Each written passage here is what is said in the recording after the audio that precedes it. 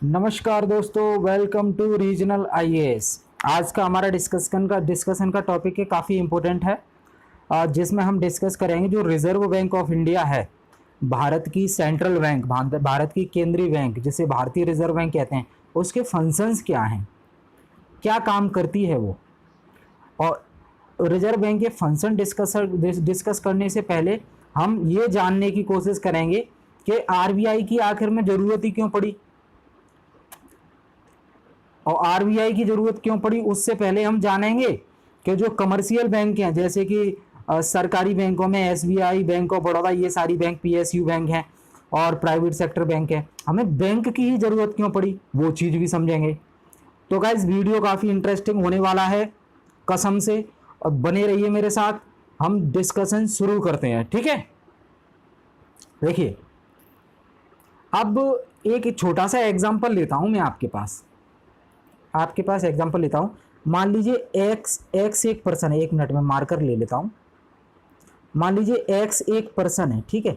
इसके पास जो है 1,000 रुपये हैं, मान लीजिए।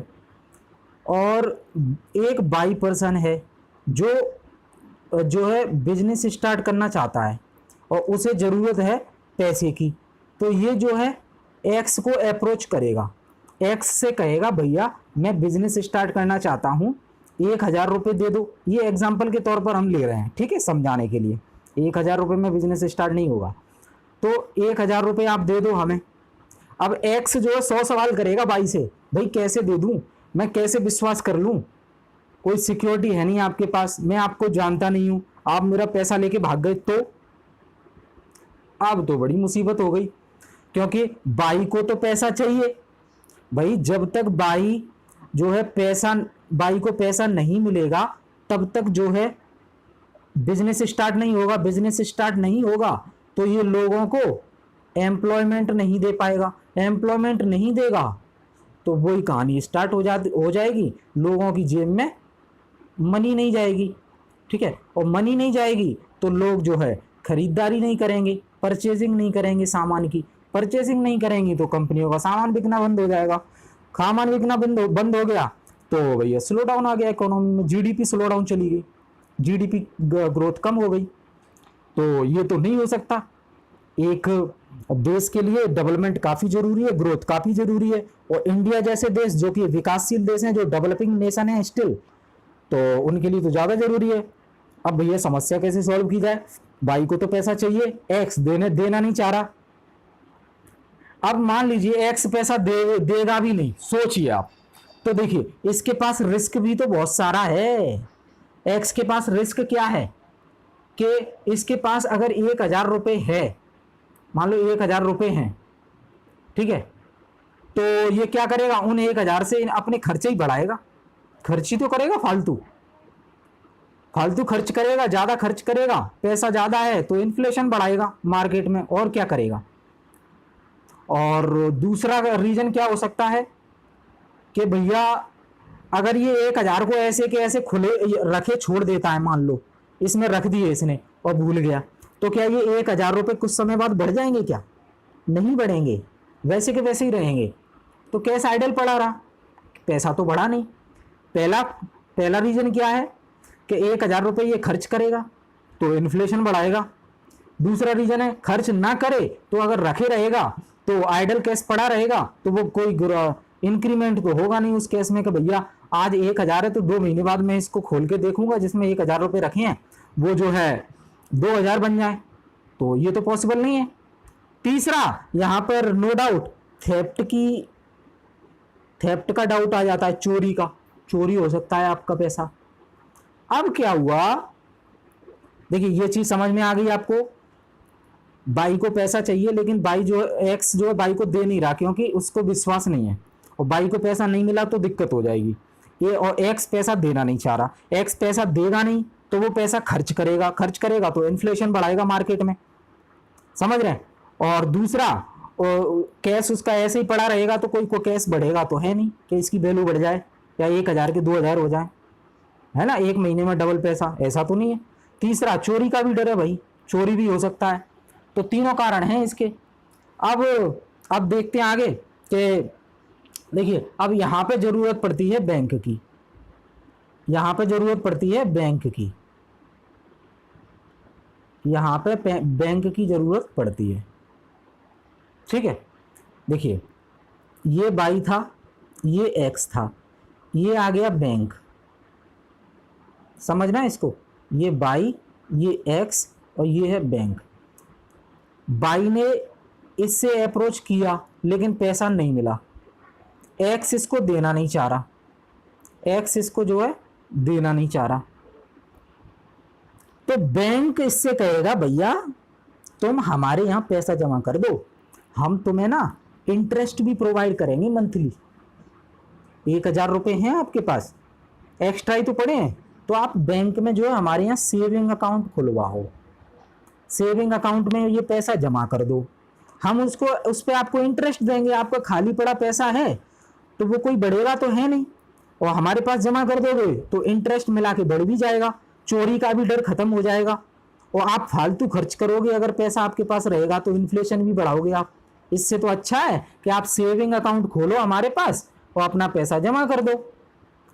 अब इससे तो एक्स से पैसा ले लिया भाई, इसको तो गोली दे दी बैंक ने।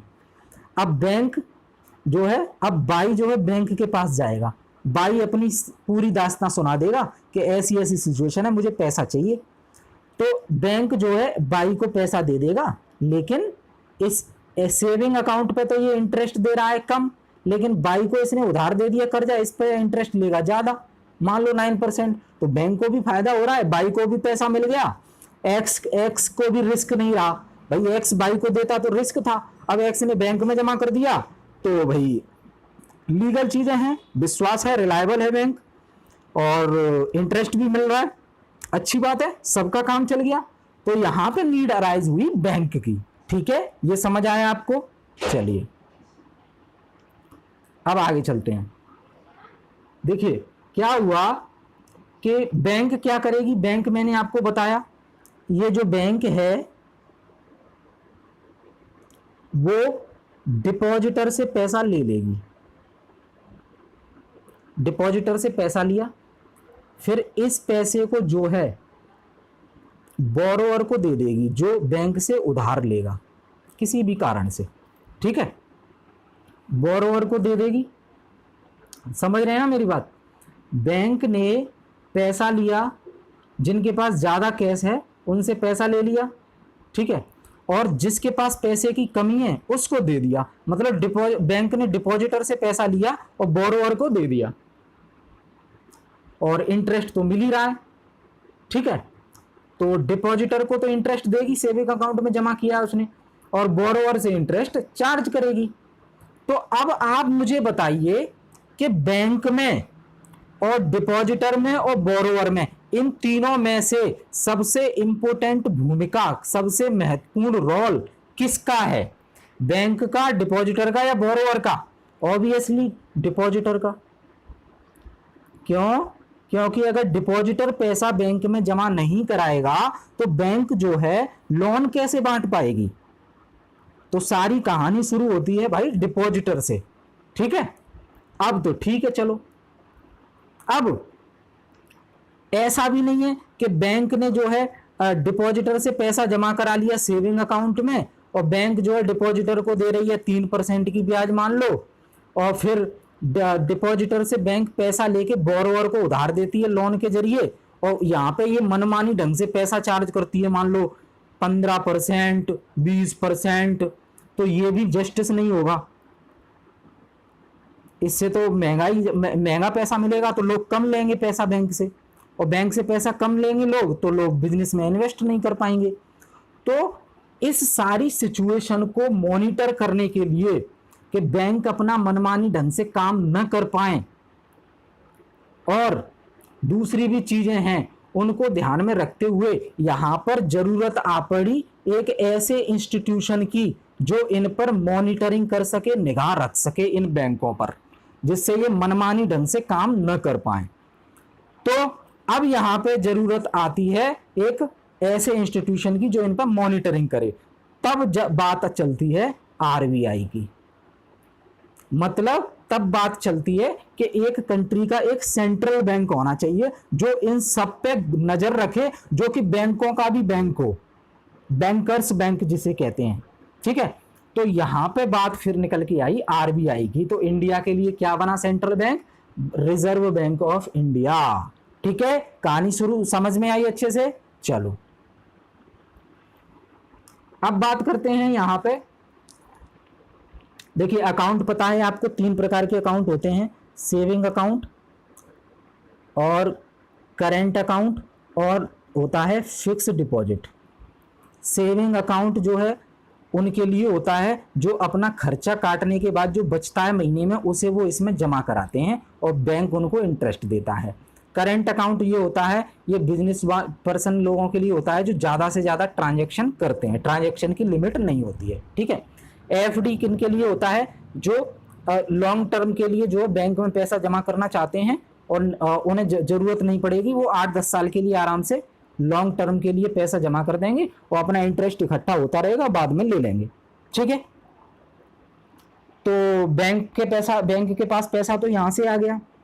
तो सेविंग अकाउंट होता है, करेंट अकाउंट होता है, फिक्स्ड डिपॉजिट होता है। ठीक है, करेंट अकाउंट पे ध्यान रखिए, बैंक जो है डिपॉजिटर को बिल्कुल भी इंटरेस्ट नहीं देती है, बिल्कुल ब्याज नहीं देती है।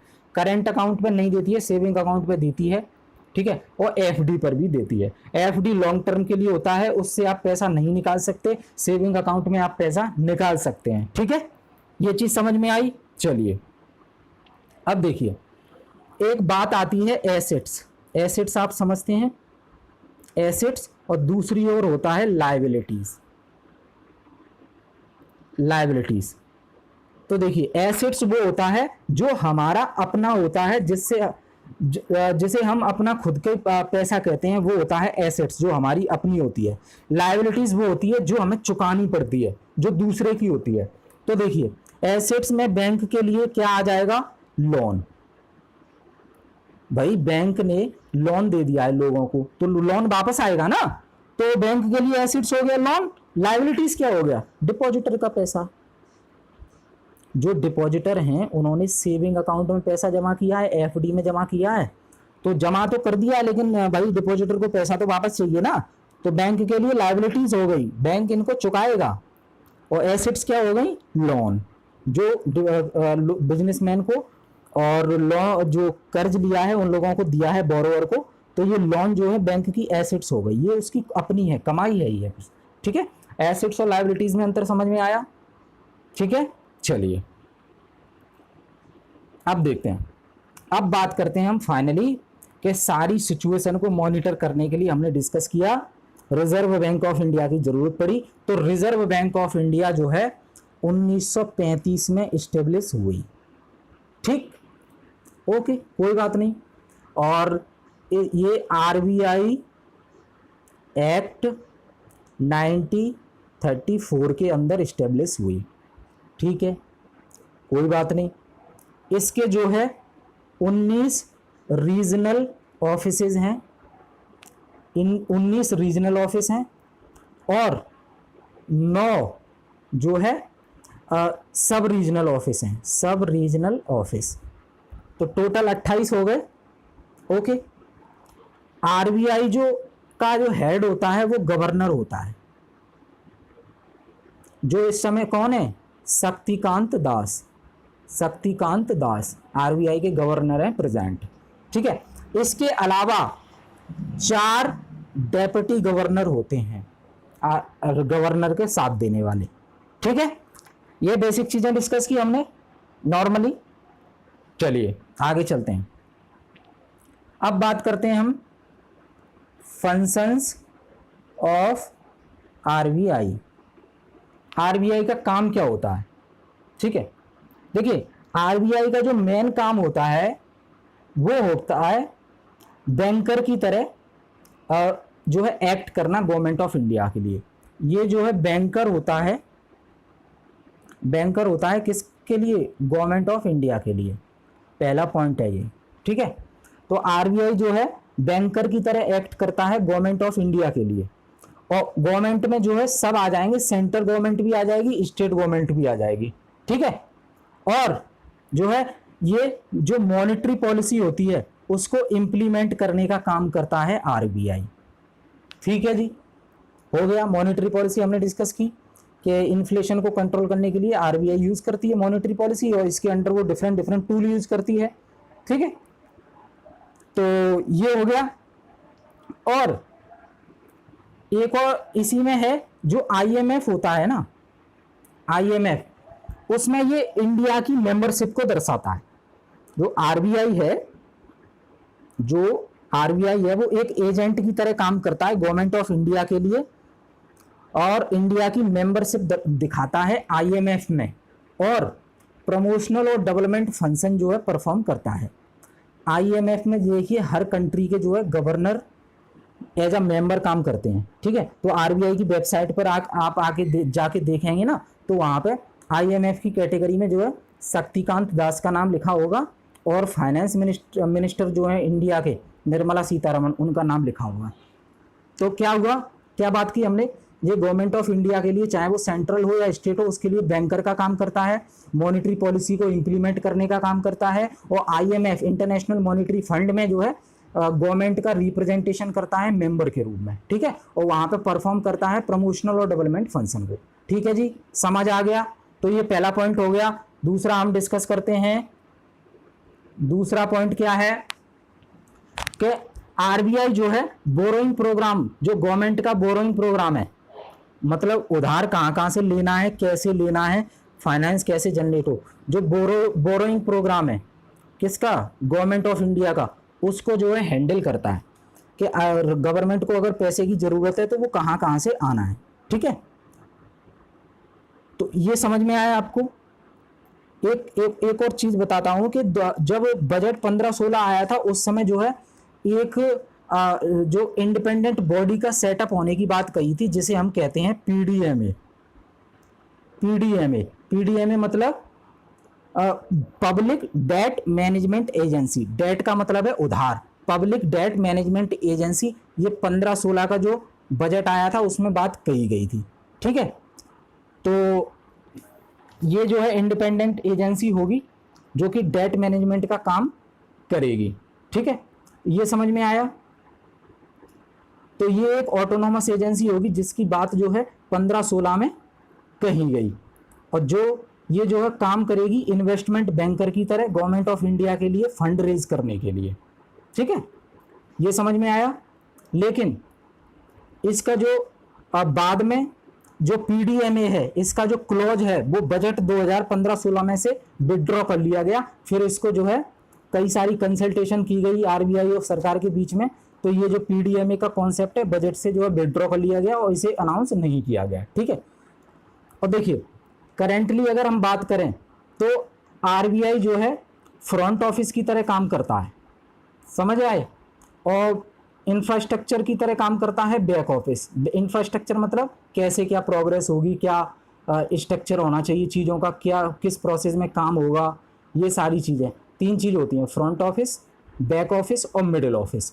तो फ्रंट ऑफिस के तौर पे आरबीआई काम करता है गवर्नमेंट के लिए, बैक ऑफिस के तौर पे जो है इंफ्रास्ट्रक्चर जो बैंक का है वो काम करता है, और मिडिल मैन की तरह और मिडिल ऑफिस की तरह काम करता है गवर्नमेंट फाइनेंस मिनिस्ट्री। ये मिडिल ऑफिस की तरह काम करता है। ठीक है, तो ये 3 चीज़ याद रखिएगा आप।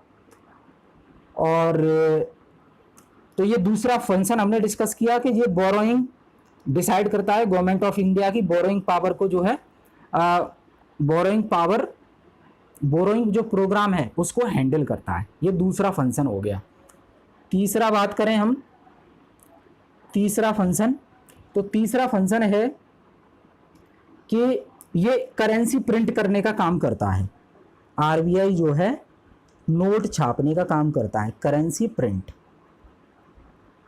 आरबीआई जो है करेंसी प्रिंट का काम करता है। इसमें आपको कुछ चीज़ें याद रखनी है कि देखिए जो 2 रुपये हैं और उससे ऊपर के जो नोट हैं वो आरबीआई के द्वारा प्रिंट किए जाते हैं।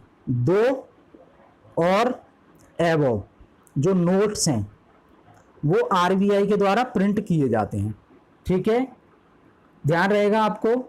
और जो 1 रुपये का नोट है, जो 1 रुपये का नोट है और जो कॉइन है, सिक्के, वो जो है मिंट किए जाते हैं बनाए जाते हैं गवर्नमेंट ऑफ इंडिया के द्वारा।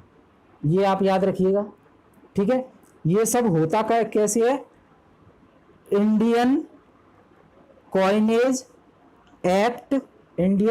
एक्ट 2011, ठीक है, गवर्नमेंट ऑफ इंडिया, ठीक है।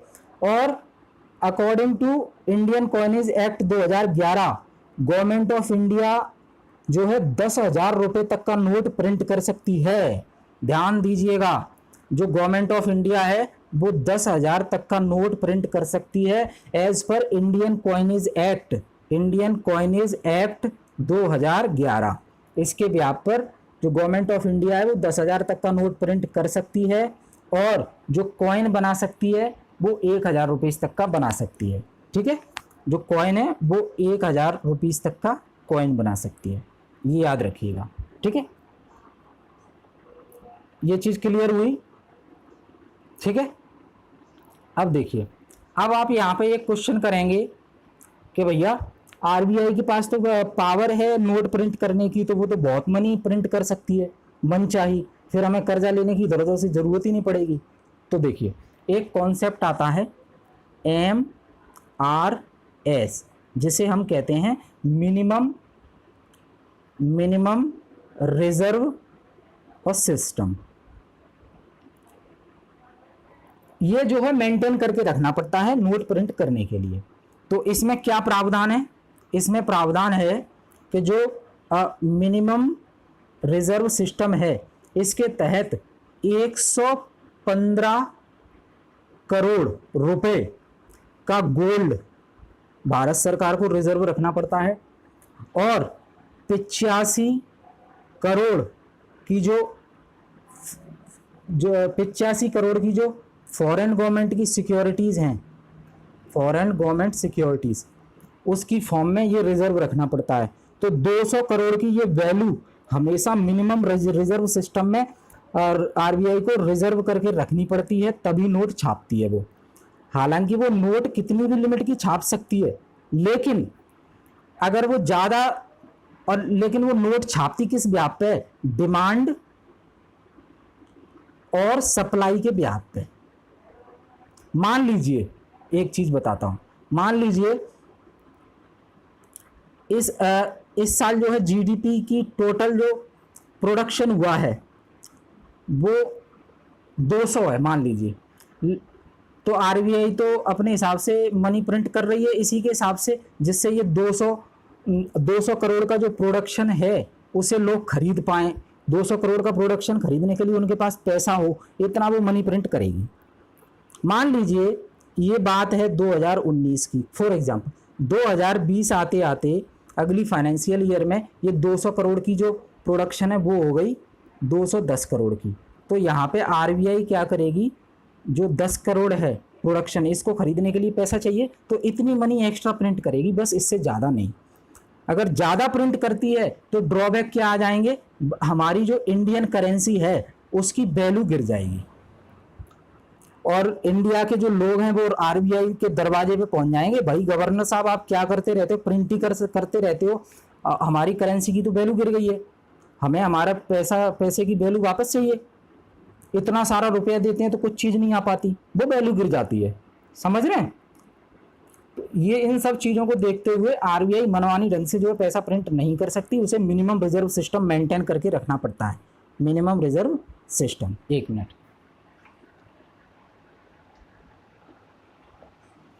हाँ ठीक है। तो ये चीज़ समझ में आई, 3 पॉइंट हमारे क्लियर हो गए, आपको साथ ही साथ क्लियर होंगे ऐसे मैं उम्मीद कर रहा हूँ। जो चौथा पॉइंट है, अब भैया चौथा पॉइंट क्या आता है, तो चौथा पॉइंट है, सॉरी चौथा जो पॉइंट है वो है बैंकर टू बैंक्स। जो बैंक्स है ना कमर्शियल बैंक, उनके लिए बैंकर होता है ये, मतलब ये जो है गार्जियन की तरह काम करता है बैंकिंग सिस्टम और मनी मार्केट के लिए। मतलब समझते हैं ना, हमारे गार्जियन कौन है, माँ बाप। उसी तरह से कमर्शियल बैंक के लिए ये जो आरबीआई है वो माँ बाप समझ लो आप, बैंकर है भैया। कोई समस्या आएगी, अगर कहीं समस्या सॉल्व नहीं होगी पैसे की, तो हम तो आरबीआई के पास आ जाएंगे। तो आरबीआई जो है बैंकों का भी बैंक है, बैंक्स का बैंकर है वो, बैंकर का पद है उसका, गार्जियन के तौर पे भूमिका निभाता है वो बैंकिंग सिस्टम में और मनी मार्केट में। ठीक है, अब मनी मार्केट के बारे में मैं आपको बता देता हूं। मनी मार्केट जो है दो प्रकार की होती है।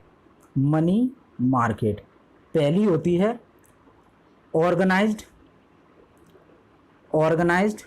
मनी मार्केट और दूसरी होती है अनऑर्गेनाइज्ड मनी मार्केट। देखिए ऑर्गेनाइज्ड मनी मार्केट में क्या आ जाएंगे, commercial bank, regional rural bank, state cooperative bank, public sector bank, private sector bank, sorry organised money banking में दूसरे पेज पे डिस्कस कर लेते हैं।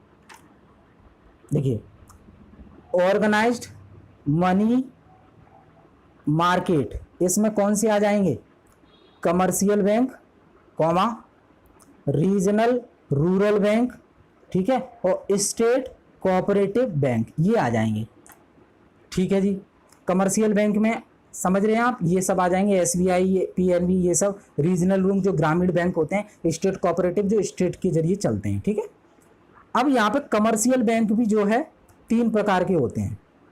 कमर्शियल बैंक का होगा एक होगा पब्लिक सेक्टर बैंक सरकारी, दूसरे होंगे प्राइवेट सेक्टर बैंक जैसे कि ICICI, तीसरे होंगे फॉरेन बैंक जैसे कि सिटी बैंक, अमेरिकन एक्सप्रेस। ठीक है, आया समझ में। चलिए अब हम बात करते हैं अनऑर्गेनाइज्ड की। तो अनऑर्गेनाइज्ड में अनऑर्गेनाइज्ड जो है मनी मार्केट, इसका ज़्यादा वो नहीं है। देखिए इसमें जो है मोस्टली एक ही चीज़ आती है, वो है प्राइवेट लेंडर। वो जानते हैं ना, मुंशी जी ठाकुर साहब पैसे दे दो, ज़रूरत आ पड़ी है, और फिर वो बदले में ब्याज चार्ज करते हैं, फसल भी ले लेते हैं आपकी। ठीक है, तो वो रेगुलेटेड नहीं होते इस सिस्टम में। ठीक है, तो 2 तरह की मनी मार्केट होती है, ऑर्गेनाइज्ड मनी मार्केट और अनऑर्गेनाइज्ड मनी मार्केट। ठीक है, ये चीज़ें समझ में आई आपको। तो यहाँ पे एक और चीज़ समझ लीजिए, RBI जो है, RBI is a custodian of foreign exchange reserve. Foreign exchange reserve समझते हैं आप, फॉरेन एक्सचेंज रिजर्व, फॉरेक्स जिसे कहते हैं, डॉलर। ठीक है, तो उसकी भी कस्टोडियन करती है RBI, उसकी भी निगरानी करती है। ठीक है, और फॉरेन एक्सचेंज को कैसे यूटिलाइज करना है उस पर भी निगाह रखती है। 4 फंक्शन हमने डिस्कस कर लिए, मुझे उम्मीद है आपको इसमें कोई दिक्कत नहीं होनी चाहिए। पांचवा फंक्शन है जो है लेंडर ऑफ लास्ट रिसोर्ट। ये क्या है भैया, RBI जो है वो लेंडर ऑफ लास्ट रिसोर्ट होती है। मतलब जब कमर्शियल बैंक को परेशानी होती है और उनके काम में कोई नहीं आता, तो अंत में जो है RBI उनके काम आती है। ठीक है, जैसे फॉर एग्जांपल कि कभी कभी जो है किसी बैंक के पास जो है फंड नहीं रहता है।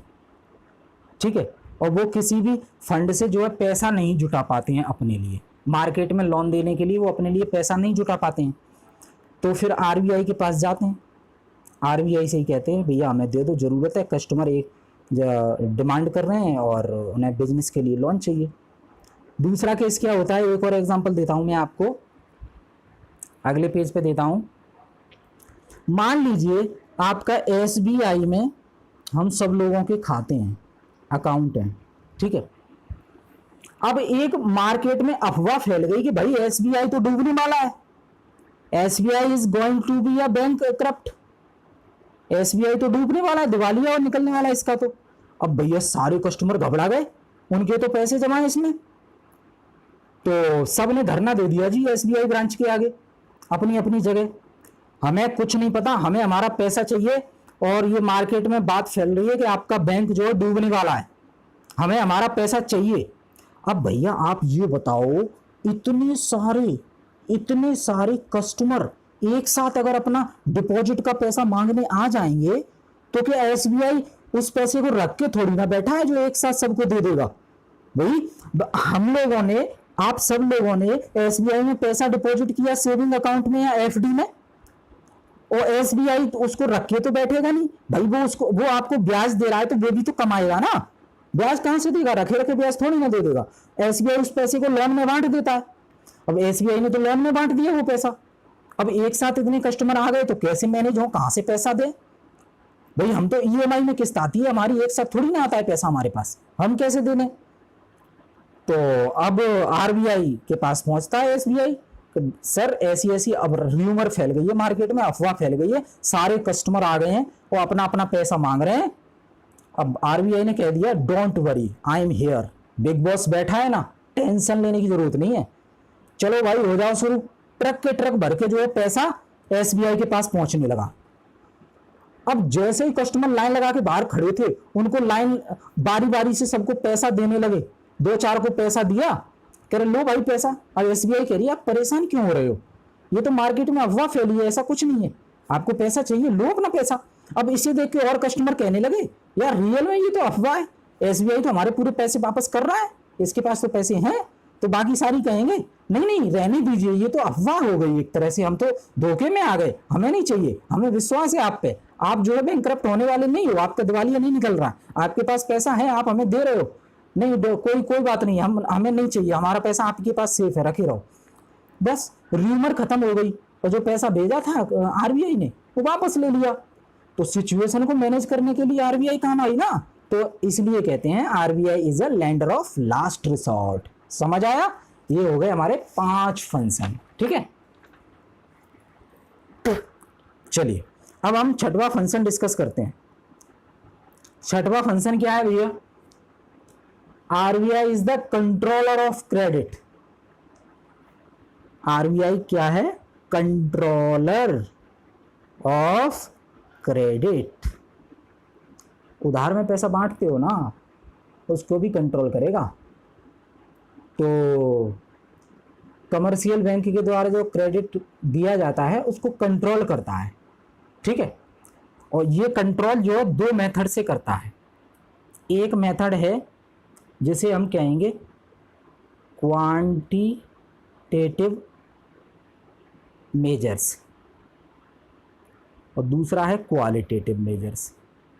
क्वालिटेटिव मेजर्स, क्वांटिटेटिव मेजर्स में क्या करेगा वो कि कितनी क्वांटिटी में पैसा मार्केट में जाना है लोन के जरिए और कितनी क्वांटिटी में मार्केट से पैसा हमें खींचना है इन्फ्लेशन को कंट्रोल करने के लिए, वो सारे काम ये इस कैटेगरी के अंदर करेगा आरबीआई, क्वांटिटेटिव मेजर्स, ठीक है।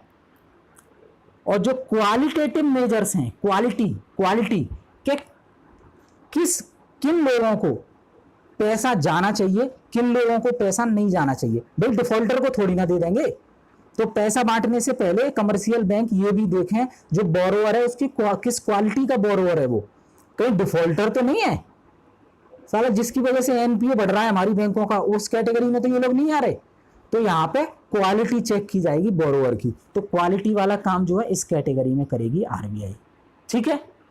अब इनके बारे में क्वांटिटेटिव और क्वालिटेटिव, इनके बारे में थोड़ा सा और बता देता हूं आगे। चलिए क्वांटिटेटिव मेजर्स, क्वांटिटेटिव ध्यान रखिए, इसमें बैंक जो है कुछ टूल्स का यूज करती है, मॉनेटरी पॉलिसी टूल्स का, जैसे कि बैंक रेट, ठीक है, सीआरआर, ठीक है, एसएलआर, ठीक है, रेपो और रिवर्स रेपो, ठीक है। और अगला है मार्जिनल स्टैंडिंग फैसिलिटी, एमएसएफ। इन टूल्स का यूज करती है पैसे को कंट्रोल करने के लिए, ये जो है क्वांटिटेटिव टूल्स में आते हैं, ठीक है। चलिए दूसरा है क्वालिटेटिव, ठीक है, मतलब क्वालिटी मैनेज करना। तो इसमें जो टूल्स यूज करती है वो है राशनिंग ऑफ क्रेडिट। देखिए इनको हम डिटेल में आगे आने वाले वीडियो में डिस्कस करेंगे, अभी मैं सिर्फ आपको नाम बता रहा हूं जिससे आप कैटेगराइज कर पाएं कि आरबीआई कितने प्रकार के टूल्स का यूज करती है अंडर मॉनेटरी पॉलिसी। 2 प्रकार के, एक हो गया क्वांटिटेटिव मेजर्स, एक हो गया क्वालिटेटिव। क्वांटिटेटिव में हमने बात की bank rate, cash reserve ratio और एसएलआर, रेपो, रिवर्स रेपो और एमएसएफ, ठीक है। क्वालिटेटिव में वही राशनिंग ऑफ क्रेडिट, ठीक है। और दूसरा है regulating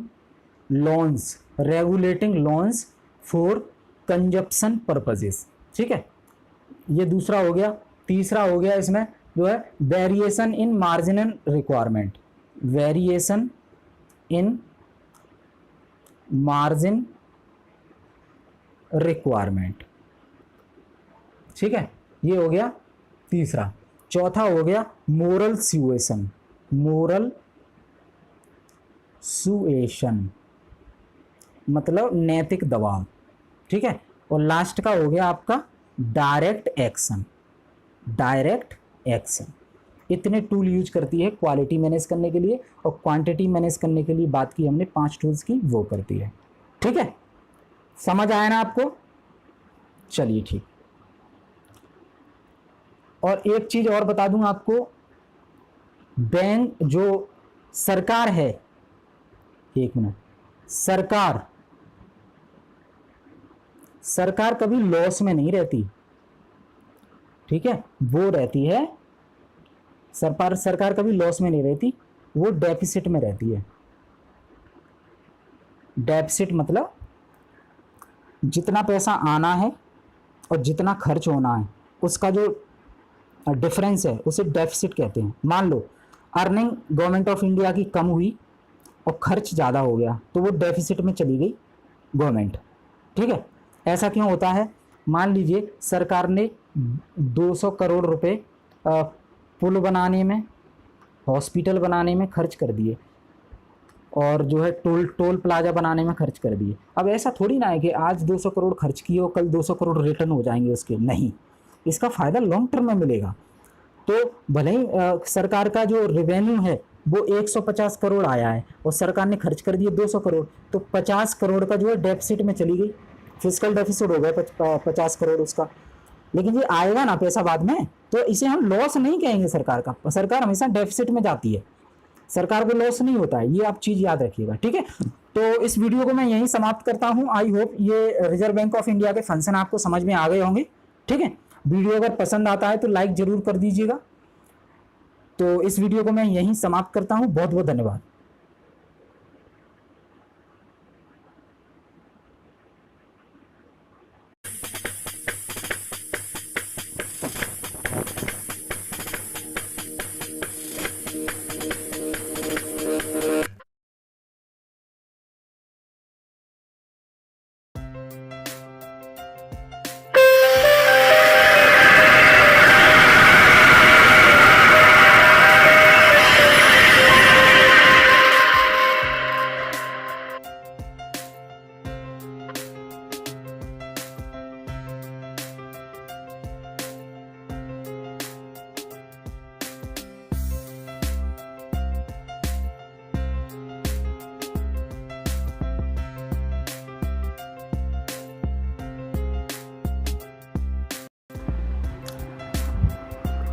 good morning all of you, welcome to regional IAS.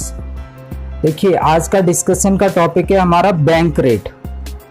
तो ये इंडियन इकोनॉमी के अंदर आता है, और अंदर जाके बात करें तो ये आरबीआई के द्वारा यूज किया जाता है।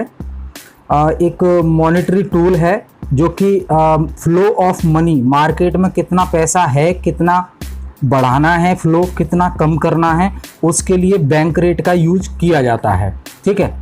तो बैंक रेट जो है आरबीआई डिसाइड करती है, और ये एक मॉनेटरी पॉलिसी टूल्स है जो कि आरबीआई के द्वारा डिसाइड किया जाता है टाइम पर इन्फ्लेशन को कंट्रोल करने के लिए, ठीक है। ध्यान रखिएगा, भारत सरकार के द्वारा ये यूज नहीं किया जाता, ये पूरा आरबीआई जो कि भारत की सेंट्रल बैंक है, केंद्रीय बैंक है, रिजर्व बैंक ऑफ इंडिया, उसके द्वारा इसका यूज किया जाता है, ठीक है।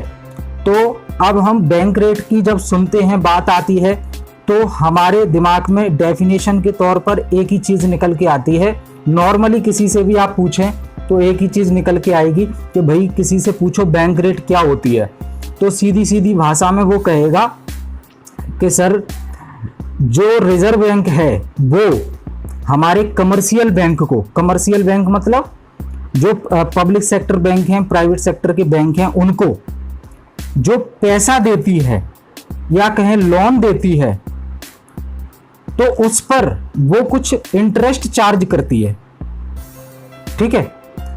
तो उस इंटरेस्ट को रेट को ही बैंक रेट कहते हैं। ये नॉर्मल भाषा में आप किसी से भी पूछो वो बता दिया जाएगा कि जिस रेट पर reserve bank of India commercial bank को पैसा देती है उस रेट को बैंक रेट कहते हैं। तो इसको हम डिटेल में डिस्कस करने वाले हैं।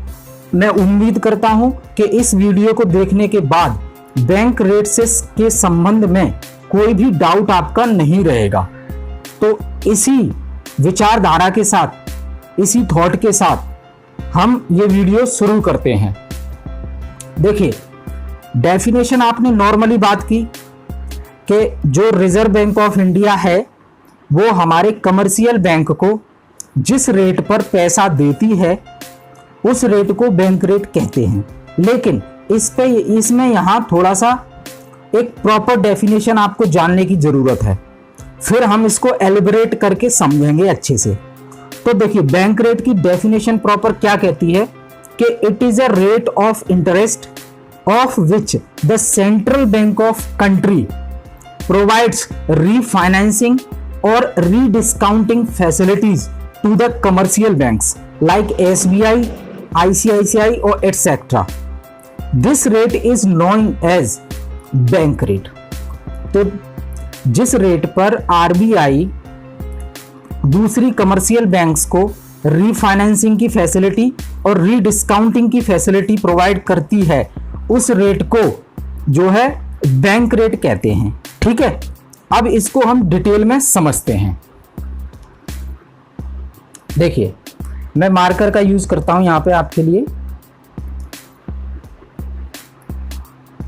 मान लीजिए ये गवर्नमेंट ऑफ इंडिया है, ठीक है, इसको मैं थोड़ा सा कम कर लेता हूं।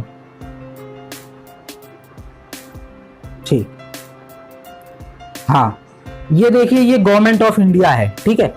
इसको मान लीजिए 50,000 करोड़ रुपए चाहिए अपनी रिक्वायरमेंट फुलफिल करने के लिए।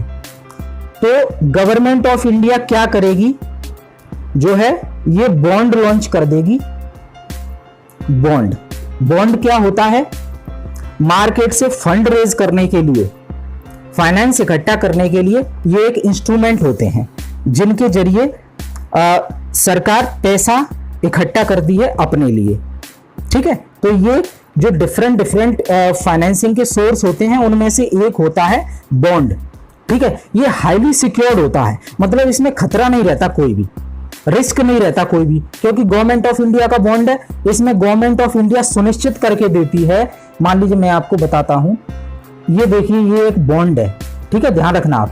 अब ये 1,000 रुपए का बॉन्ड है, ठीक है। अब इस बॉन्ड पे क्या लिखा रहेगा कि ये 1,000 का बॉन्ड है और इसमें जो है 6% की इंटरेस्ट प्रोवाइड करेगी गवर्नमेंट ऑफ इंडिया और 10 साल के लिए। गवर्नमेंट ऑफ इंडिया ने बॉन्ड लॉन्च किया, एक छोटा सा एग्जांपल लेके बता रहा हूं। गवर्नमेंट ऑफ इंडिया ने एक छोटा सा बॉन्ड लॉन्च किया 1,000 रुपए का। ये एक कागज का टुकड़ा होता है जिस पर ये तीन चीजें लिखी होती हैं कि ये 1,000 रुपए का बॉन्ड है, मतलब कितनी वैल्यू है इसकी, और इस बॉन्ड को जो खरीदेगा, मतलब इस बॉन्ड को जो खरीदेगा उसको हम जो है पैसा प्रोवाइड करेंगे, तो उस पर हम 6% जो है इंटरेस्ट देंगे। ठीक है, और कितने साल के लिए होगा ये ध्यान रखिए, जो बॉन्ड है वो लॉन्ग टर्म होता है। ठीक है, तो ये 10 साल के लिए होगा। तो अब गवर्नमेंट ऑफ इंडिया ने इस तरह से 50,000 करोड़ के बॉन्ड लॉन्च कर दिए। ठीक है, 50,000 करोड़ के बॉन्ड लॉन्च कर दिए। अब हमने बात की, गवर्नमेंट ऑफ इंडिया ने 50,000 करोड़ के बॉन्ड लॉन्च कर दिए। अब क्या करेगा गवर्नमेंट ऑफ इंडिया, ये जो है जाएगा SBI के पास। SBI के पास जाएगा, गवर्नमेंट ऑफ इंडिया कहेगा कि भाई हमारे पास 50,000 करोड़ के बॉन्ड हैं और आपको ये खरीदने हैं। और यहां पे कंडीशन ये होगी SBI की कि वो बाइंडिंग होगी, मतलब वो मना नहीं कर सकती, क्योंकि केंद्र सरकार है वो। तो सरकार कहेगी SBI से कि 50,000 करोड़ के हमारे पास बॉन्ड है, आप इनको खरीद लो। तो SBI और गवर्नमेंट ऑफ इंडिया इस पे जो है 6% का इंटरेस्ट भी देगी। ठीक है, तो एसबीआई मना नहीं करेगा, एसबीआई खरीद लेगा। ठीक है, ओके सर। अब एसबीआई ने 50,000 करोड़ के बॉन्ड खरीद लिए और एसबीआई ने बदले में गवर्नमेंट ऑफ इंडिया को 50,000 करोड़ का कैश दे दिया। ठीक है, अब क्या हुआ, हाँ 10 साल के लिए दिया ये। अब क्या हुआ कि ज्यादा से ज्यादा 3 से 4 साल के बाद क्या हुआ कि एसबीआई के पास ना बहुत सारी रिक्वायरमेंट आने लगी कस्टमर की मार्केट से कि हमें लोन चाहिए बिजनेस पर्पज के लिए। और जाहिर सी बात है, अपनी रोजी रोटी को कौन नजरअंदाज करेगा। तो एसबीआई अगर उन लोगों को लोन दे पाएगी तो एसबीआई उनसे इंटरेस्ट रेट भी चार्ज करेगी जो कि 9 से 10% होता है। तो एसबीआई को तो फायदा होगा। और एसबीआई को गवर्नमेंट ऑफ इंडिया से कितने मिल रहे हैं, 6% मात्र इंटरेस्ट। अब तो ये तो बड़ी समस्या हो गई। तो एसबीआई क्या करेगी, एसबीआई जाएगी आरबीआई के पास। एसबीआई जाएगी आरबीआई के पास। एसबीआई कहेगी कि सर ऐसी ऐसी बात है, हमारे पास गवर्नमेंट ऑफ इंडिया के 50,000 करोड़ के बॉन्ड हैं जो हमने ले रखे हैं, हमें 3 साल हो गए हैं और ये 10 साल के लिए हैं। लेकिन हमारे पास रिक्वायरमेंट आ रही है मार्केट से कि लोगों को बिजनेस पर्पज के लिए लोन चाहिए। अगर हम बिजनेस पर्पज के लिए लोगों को लोन नहीं देंगे तो इकोनॉमी का डेवलपमेंट रुक जाएगा, क्योंकि वो इन्वेस्ट नहीं कर पाएंगे किसी काम में। अगर बिजनेसमैन कहीं पैसा इन्वेस्ट नहीं करेगा, मान लो प्लांट लगाना चाहता है, वो उसके लिए लोन मांग रहा है एसबीआई से, तो एसबीआई अगर लोन नहीं देगा तो बिजनेसमैन प्लांट नहीं लगा पाएगा। बिजनेसमैन प्लांट नहीं लगाएगा तो भैया वहां पे एम्प्लॉयमेंट जनरेट नहीं होगा। एम्प्लॉयमेंट जनरेट नहीं होगा तो लोगों के जेब में पैसा नहीं आएगा। लोगों की जेब में पैसा नहीं आएगा तो लोग खरीदारी नहीं कर पाएंगे। लोग खरीदारी नहीं कर पाएंगे तो डिमांड गिर जाएगी प्रोडक्ट की, और डिमांड गिर जाएगी तो इकोनॉमी स्लो डाउन में चली जाएगी। तो आरबीआई ने कहा ना ना भाई ऐसा नहीं है, बस समझ गए हम आपकी बात। आप ऐसा करो, गवर्नमेंट ऑफ इंडिया के 50,000 करोड़ के बॉन्ड है, 50,000 करोड़ के बॉन्ड है, तो आप ऐसा करो, हाईली सिक्योर्ड है, हमें कोई दिक्कत नहीं है और गवर्नमेंट ऑफ इंडिया के हैं तो हम इस पे विश्वास कर सकते हैं। आप ऐसा करो 50,000 करोड़ हमें दे दो, वो बॉन्ड हमें दे दो। और ये ध्यान रखिएगा ये 3 साल बाद हुआ है। ठीक है, तो एसबीआई क्या करेगा, 50,000 करोड़ के बॉन्ड जो है आरबीआई को ट्रांसफर कर देगा। आरबीआई बदले में जो है इनको जो है कैश दे देगी 50,000 करोड़ का। आरबीआई ने कैश दे दिया जी 50,000 करोड़ का। और आरबीआई इनसे लेगी ब्याज। भाई आरबीआई ने उधार दिया है ना इनको, इनके बॉन्ड रख के इनको कैश दिया है। तो आरबीआई मान लो जो अभी फिलहाल में मान लो कि 6.75% इस रेट पे जो है आरबीआई एसबीआई को पैसा दे देती है। आरबीआई कहती है देखो भाई एसबीआई, हम 50,000 करोड़ के आपके बॉन्ड ले रहे हैं, बदले में हम आपको 50,000 करोड़ रुपया दे रहे हैं, लेकिन उस पर हम 6.75% ब्याज लगाएंगे जो आपको देनी होगी। एसबीआई कहेगा ठीक है ओके सर। तो एसबीआई को यहाँ पे क्या हुआ, एसबीआई को 6% तो भारत सरकार से ब्याज मिल रही है क्योंकि भारत सरकार के बॉन्ड खरीदे हैं और कैश दिया है। लेकिन एसबीआई को देने कितने पड़ रहे हैं आरबीआई को, 6.75%। तो एसबीआई आप कहोगे कि सर एसबीआई तो फिर लॉस में है 0.75% के। जी नहीं, एसबीआई आरबीआई से ये पैसा लेने के बाद मार्केट में देगी 9 से 10% पे, तो लॉस कहां से हुआ उसको। ठीक है, तो यहां देखिए एसबीआई ने आरबीआई को बॉन्ड ट्रांसफर किए गवर्नमेंट ऑफ इंडिया के। 3 साल तो रख लिए उसने अपने पास, लेकिन 3 साल बाद जब डिमांड जनरेट हुई लोन की तो एसबीआई को ये करना पड़ा। एसबीआई ने बॉन्ड रख दिए अपने आरबीआई के पास। आरबीआई ने जो है कैश ट्रांसफर कर दिया 50,000 करोड़ एसबीआई को, कितने 6.75% की दर पे। अब क्या हुआ, तो आरबीआई ने एसबीआई को जो 50,000 करोड़ रुपए दिए उस पर जो आरबीआई ब्याज लगा रहा है 6.75%, इसे ही माय डियर बैंक रेट कहेंगे। इसे ही हम बैंक रेट कहेंगे। ठीक है, बैंक रेट समझ में आई आपको। एक बार रिवाइंड कर देता हूं। भारत सरकार को पैसे की जरूरत हुई, भारत सरकार ने बॉन्ड लॉन्च कर दिए। बॉन्ड में क्या होता है, उसमें 3 चीजें लिखी रहती हैं कि इतने रुपए का ये, इतनी वैल्यू का ये बॉन्ड है और इस पर हम आपको इतने % ब्याज देंगे, जो कि 6% दे रही है भारत सरकार, और ये 10 साल के लिए होगा मान लो। और इस पर जो साइन होते हैं वो भारत सरकार के फाइनेंस सेक्रेटरी के होते हैं, ध्यान रखिए। तो ये लीगल है। ठीक है, तो एसबीआई ने ले लिए बॉन्ड, एसबीआई मना नहीं कर सकती, एसबीआई बाइंडिंग है क्योंकि भारत सरकार है, भाई मना कैसे करेगी। एसबीआई ने कह दिया ओके सर हम आपके बॉन्ड ले लेते हैं, आपको 50,000 करोड़ पैसे दे देते हैं। उन पैसे को भी भारत सरकार डेवलपमेंट वर्क में लगाएगी, ठीक है, वेलफेयर में लोगों के। एसबीआई ने दे दिए। अब एसबीआई 2-3 साल तक तो रखा रहा, तब तक कोई डिमांड नहीं है उसके पास, लेकिन एसबीआई के पास 3 साल बाद इतनी डिमांड आ गई लोन की कि उसे मजबूरी में सोचना पड़ा कि अब क्या करें, हमारे पास पैसा तो है नहीं, 50,000 करोड़ रुपए थे हमारे पास जो हमने सरकार को दे दिए, अब हम इनको लोन कहां से दें, लोन नहीं देंगे तो डेवलपमेंट रुक जाएगा, एम्प्लॉयमेंट जनरेशन कम हो जाएगा और जो है इकोनॉमी स्लो डाउन में चली जाएगी क्योंकि लोगों के पास पैसा नहीं पहुंचेगा एज ए इनकम। तो एसबीआई ने फिर आरबीआई को टारगेट किया, आरबीआई से सिचुएशन बताया, अपनी दास्तां सुनाई कि ऐसी ऐसी बात है सर। तो आरबीआई ने कहा नो कोई प्रॉब्लम नहीं है एसबीआई, भारत सरकार के बॉन्ड है, हाईली सिक्योर्ड है, हमें कोई दिक्कत नहीं है, आप बॉन्ड हमें दे दो, हम आपको ये पैसा ट्रांसफर कर देते हैं, लेकिन ध्यान रखिएगा 6.75% की हम ब्याज लेंगे आपसे इस पे। तो ये जो आरबीआई ब्याज ले रही है 6.75% की कमर्शियल बैंक से, एसबीआई से या अदर से, इसे हम बैंक रेट कहते हैं, ठीक है। आया समझ में आपको? आई होप ये चीज क्लियर हो गई होगी। अब बात आती है, दो चीज निकल के आती है, रीफाइनेंसिंग की हमने बात की और रीडिस्काउंटिंग की बात की। ये क्या होता है भैया? तो चलिए अब हम बात करते हैं, देखिए कि रीफाइनेंसिंग क्या होता है। रीफाइनेंसिंग क्या होता है? देखिए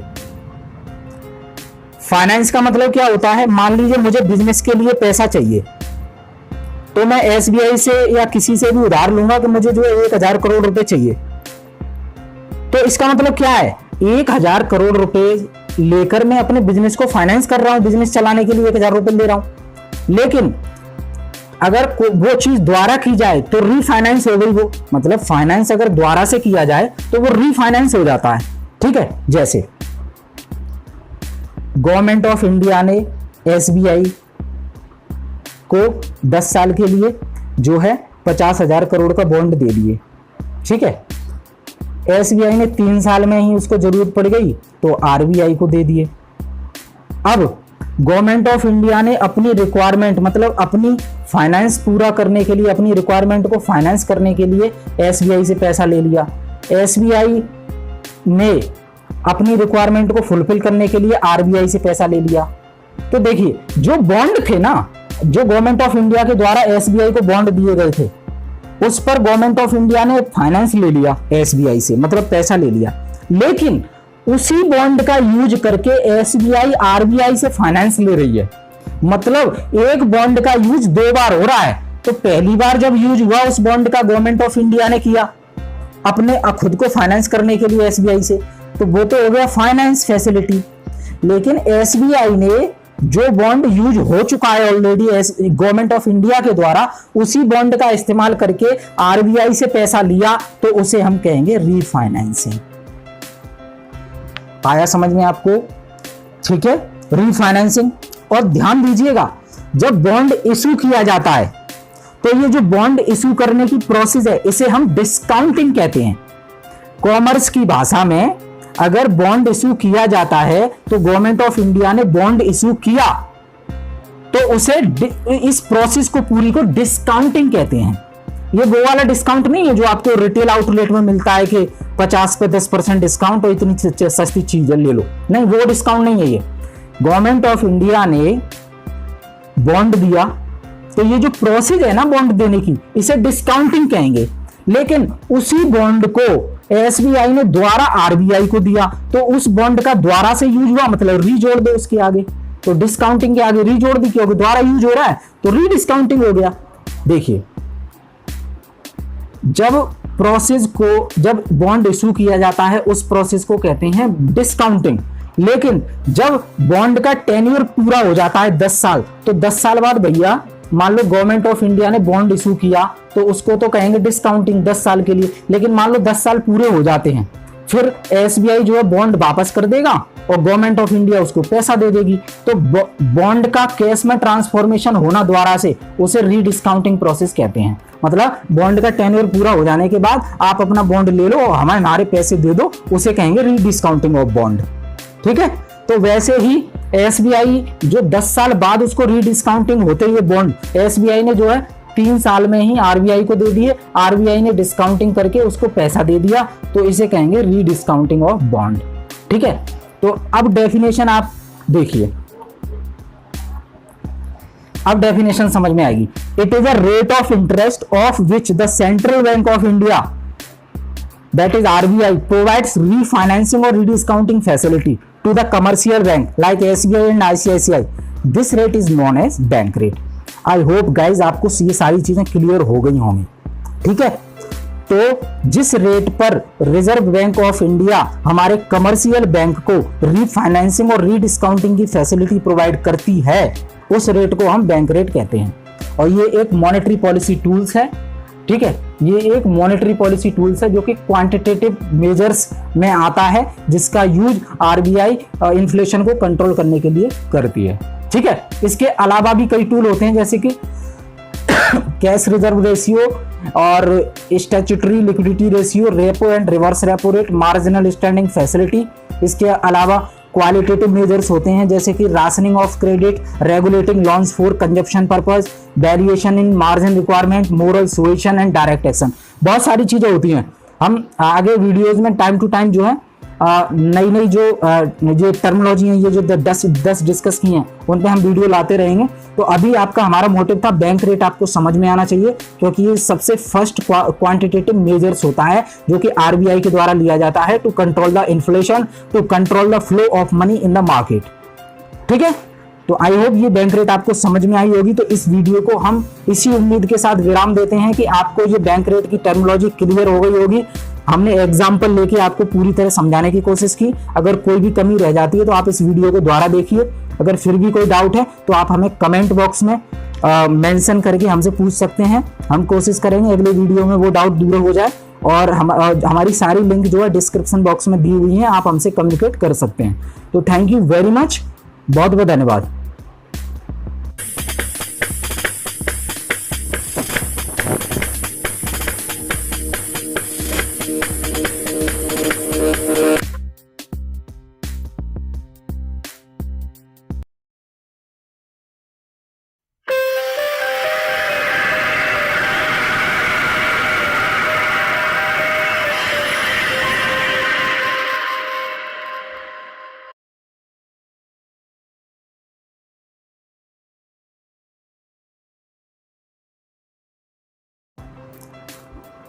नमस्कार दोस्तों, आज का हमारा डिस्कशन का टॉपिक काफ़ी इम्पोर्टेंट है। इंडियन इकोनॉमी के अंदर ये कॉन्सेप्ट आता है। ठीक है, तो आपको अगर किसी भी तरह की परेशानी है, एनडीटीएल, सीआरआर, एसएलआर क्या होते हैं, ये असमंजस में है आपको और आपको समझ में नहीं आ रहा है, तो डोंट वरी, आज आपको ये सारी चीज़ें क्लियर हो जाएंगी। ठीक है, तो इसमें हम वीडियो लेक्चर में डिस्कस करने वाले हैं एनडीटीएल क्या होता है, और चूँकि सीआरआर और एसएलआर जो कैलकुलेट किए जाते हैं वो एनडीटीएल के ब्याह पर ही किए जाते हैं, इसीलिए एनडीटीएल को समझना हमारे लिए बहुत ज़्यादा ज़रूरी है। ठीक है, तो चलिए एक एक से हम ये तीनों टर्मिनोलॉजी को समझते हैं और चलिए शुरू करते हैं। देखिए, मैं ब्रश ले लेता हूँ, एक मिनट। ठीक, ओके। देखिए, एक चीज़ मैं आपको बताता हूँ, यहाँ पे देखिए ये नेट डिमांड और time, net demand and time liabilities.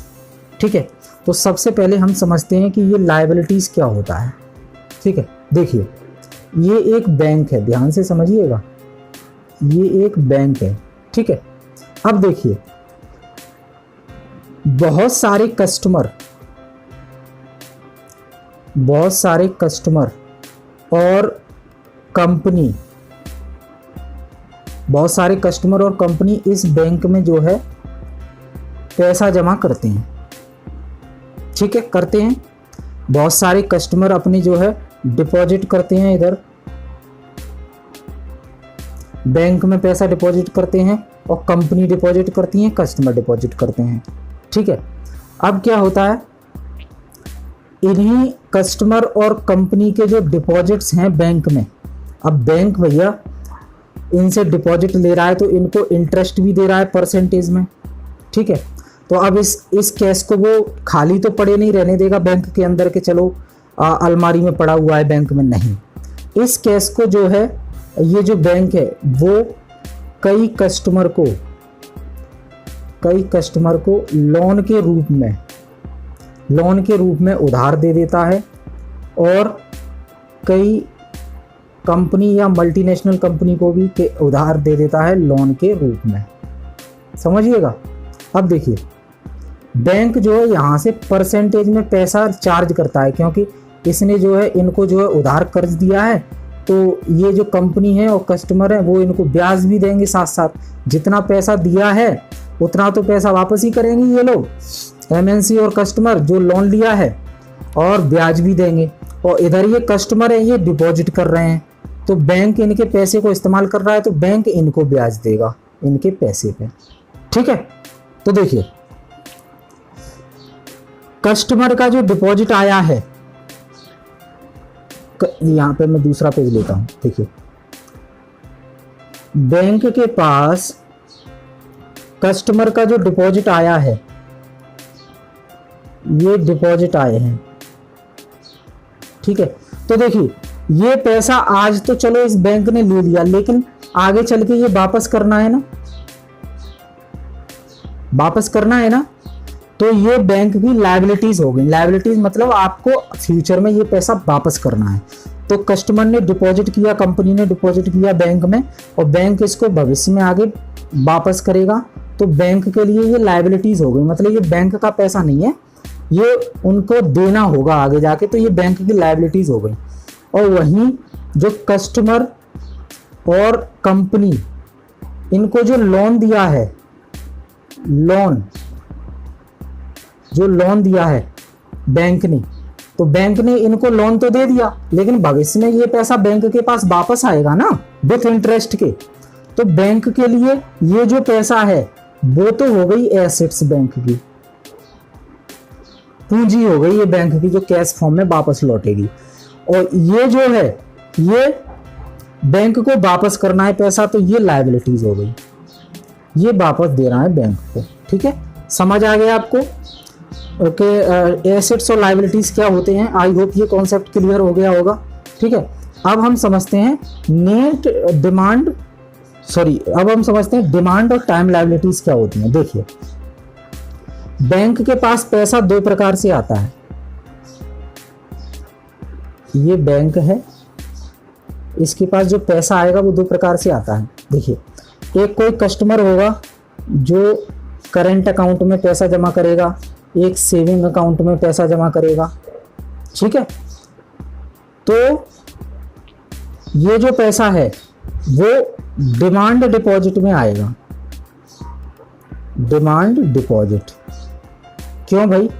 क्योंकि कस्टमर किसी भी समय बैंक के पास जाकर बोल सकते हैं, डिमांड कर सकते हैं कि भैया हमें हमारा पैसा विड्रॉ करना है, बैंक मना नहीं कर सकती। तो बैंक के लिए ये डिमांड डिपॉजिट है। अब बात आती है जो एफडी होता है, जो फिक्स डिपॉजिट होता है, आरडी होता है, रिकरिंग डिपॉजिट होता है, या अदर होते हैं, तो ये जो है डिमांड डिपॉजिट टाइम डिपॉजिट में आएंगे। टाइम डिपॉजिट में आएंगे। टाइम डिपॉजिट में कैसे? इनका देखिए एक फिक्स टाइम होगा, 6 महीने, 1 साल, 2 साल। ठीक है, तो तब तक ये कस्टमर एफडी में जो पैसा जमा किया है, और जो एफडी का समय है 6 महीने, 1 साल, उससे पहले जो है कस्टमर बैंक से पैसा नहीं मांग सकता। ये एक निश्चित टाइम पर ही विड्रॉल होगा। तो बैंक के लिए ये टाइम डिपॉजिट हो गए, एक पर्टिकुलर टाइम पे आके जो है ये कस्टमर पैसा मांगेगा। और लेकिन ये वाला जो है वो डिमांड डिपॉजिट है, ये किसी भी समय आप मांग सकते हैं। फॉर एग्जांपल, आपने आज 1000 रुपये जमा किया अपने खाते में, आपको जरूरत पड़ी, आप शाम को ही चले जाओगे, कल ही चले जाओगे, तो ये डिमांड डिपॉजिट हो गया। आपने डिमांड की और बैंक ने आपको दे दिया। लेकिन टाइम डिपॉजिट में क्या होगा कि 6 महीने का है तो 6 महीने से पहले आप नहीं निकाल सकते। ठीक है, तो डिमांड डिपॉजिट क्या हो गए? करंट अकाउंट, सेविंग अकाउंट के थ्रू जो पैसा जमा करते हैं आप, उसे आप कभी भी निकाल सकते हैं। और टाइम डिपॉजिट क्या हो गए? फिक्स डिपॉजिट और आरडी, इनके थ्रू जो पैसा जमा करते हैं वो हो गए टाइम डिपॉजिट। एक पर्टिकुलर टाइम से पहले आप ये पैसा विड्रॉ नहीं कर सकते। तो डिमांड एंड टाइम डिपॉजिट आपको समझ में आ गया। ठीक है, डिमांड एंड टाइम डिपॉजिट। चलिए अब देखिए, ये बैंक है, ये बैंक है। तो जो करंट अकाउंट के फॉर्म में पैसा आया, सेविंग अकाउंट के फॉर्म में आया, एफडी के फॉर्म में आया, आरडी के फॉर्म में आया, या कोई सर्टिफिकेट ऑफ कैश के फॉर्म में आया, तो ये जो है total demand and time liabilities हो गई। Total demand and time liabilities. देखिए डिमांड लायबिलिटीज क्या हो गई बैंक की, करंट अकाउंट और सेविंग अकाउंट के थ्रू जो पैसा आया, और टाइम लायबिलिटीज मतलब एक निश्चित समय पर पैसा वापस करना है बैंक को, कस्टमर को, तो ये टाइम लायबिलिटीज में आ गए, ये दोनों डिमांड लायबिलिटीज में। अब total demand and time liabilities क्या हो गए, सभी को ऐड कर दो, जो सब हर सोर्स के जरिए जो पैसा आया बैंक के पास, जो फ्यूचर में बैंक लौटाएगा इन लोगों को, तो ये हो गए total demand and time liabilities. ठीक है, अब हम समझते हैं total demand and time liabilities समझ लिया। अब हम समझते हैं net demand time and liability.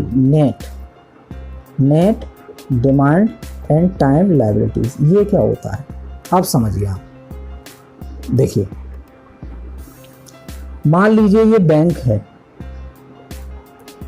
इसके पास डिफरेंट सोर्स से, मतलब saving account, current account, FD, RD, इनसे जो है पैसा आया, मान लो 1000 करोड़, ये बैंक में पैसा आया। ठीक है, जो कि बैंक वापस करेगा बाद में।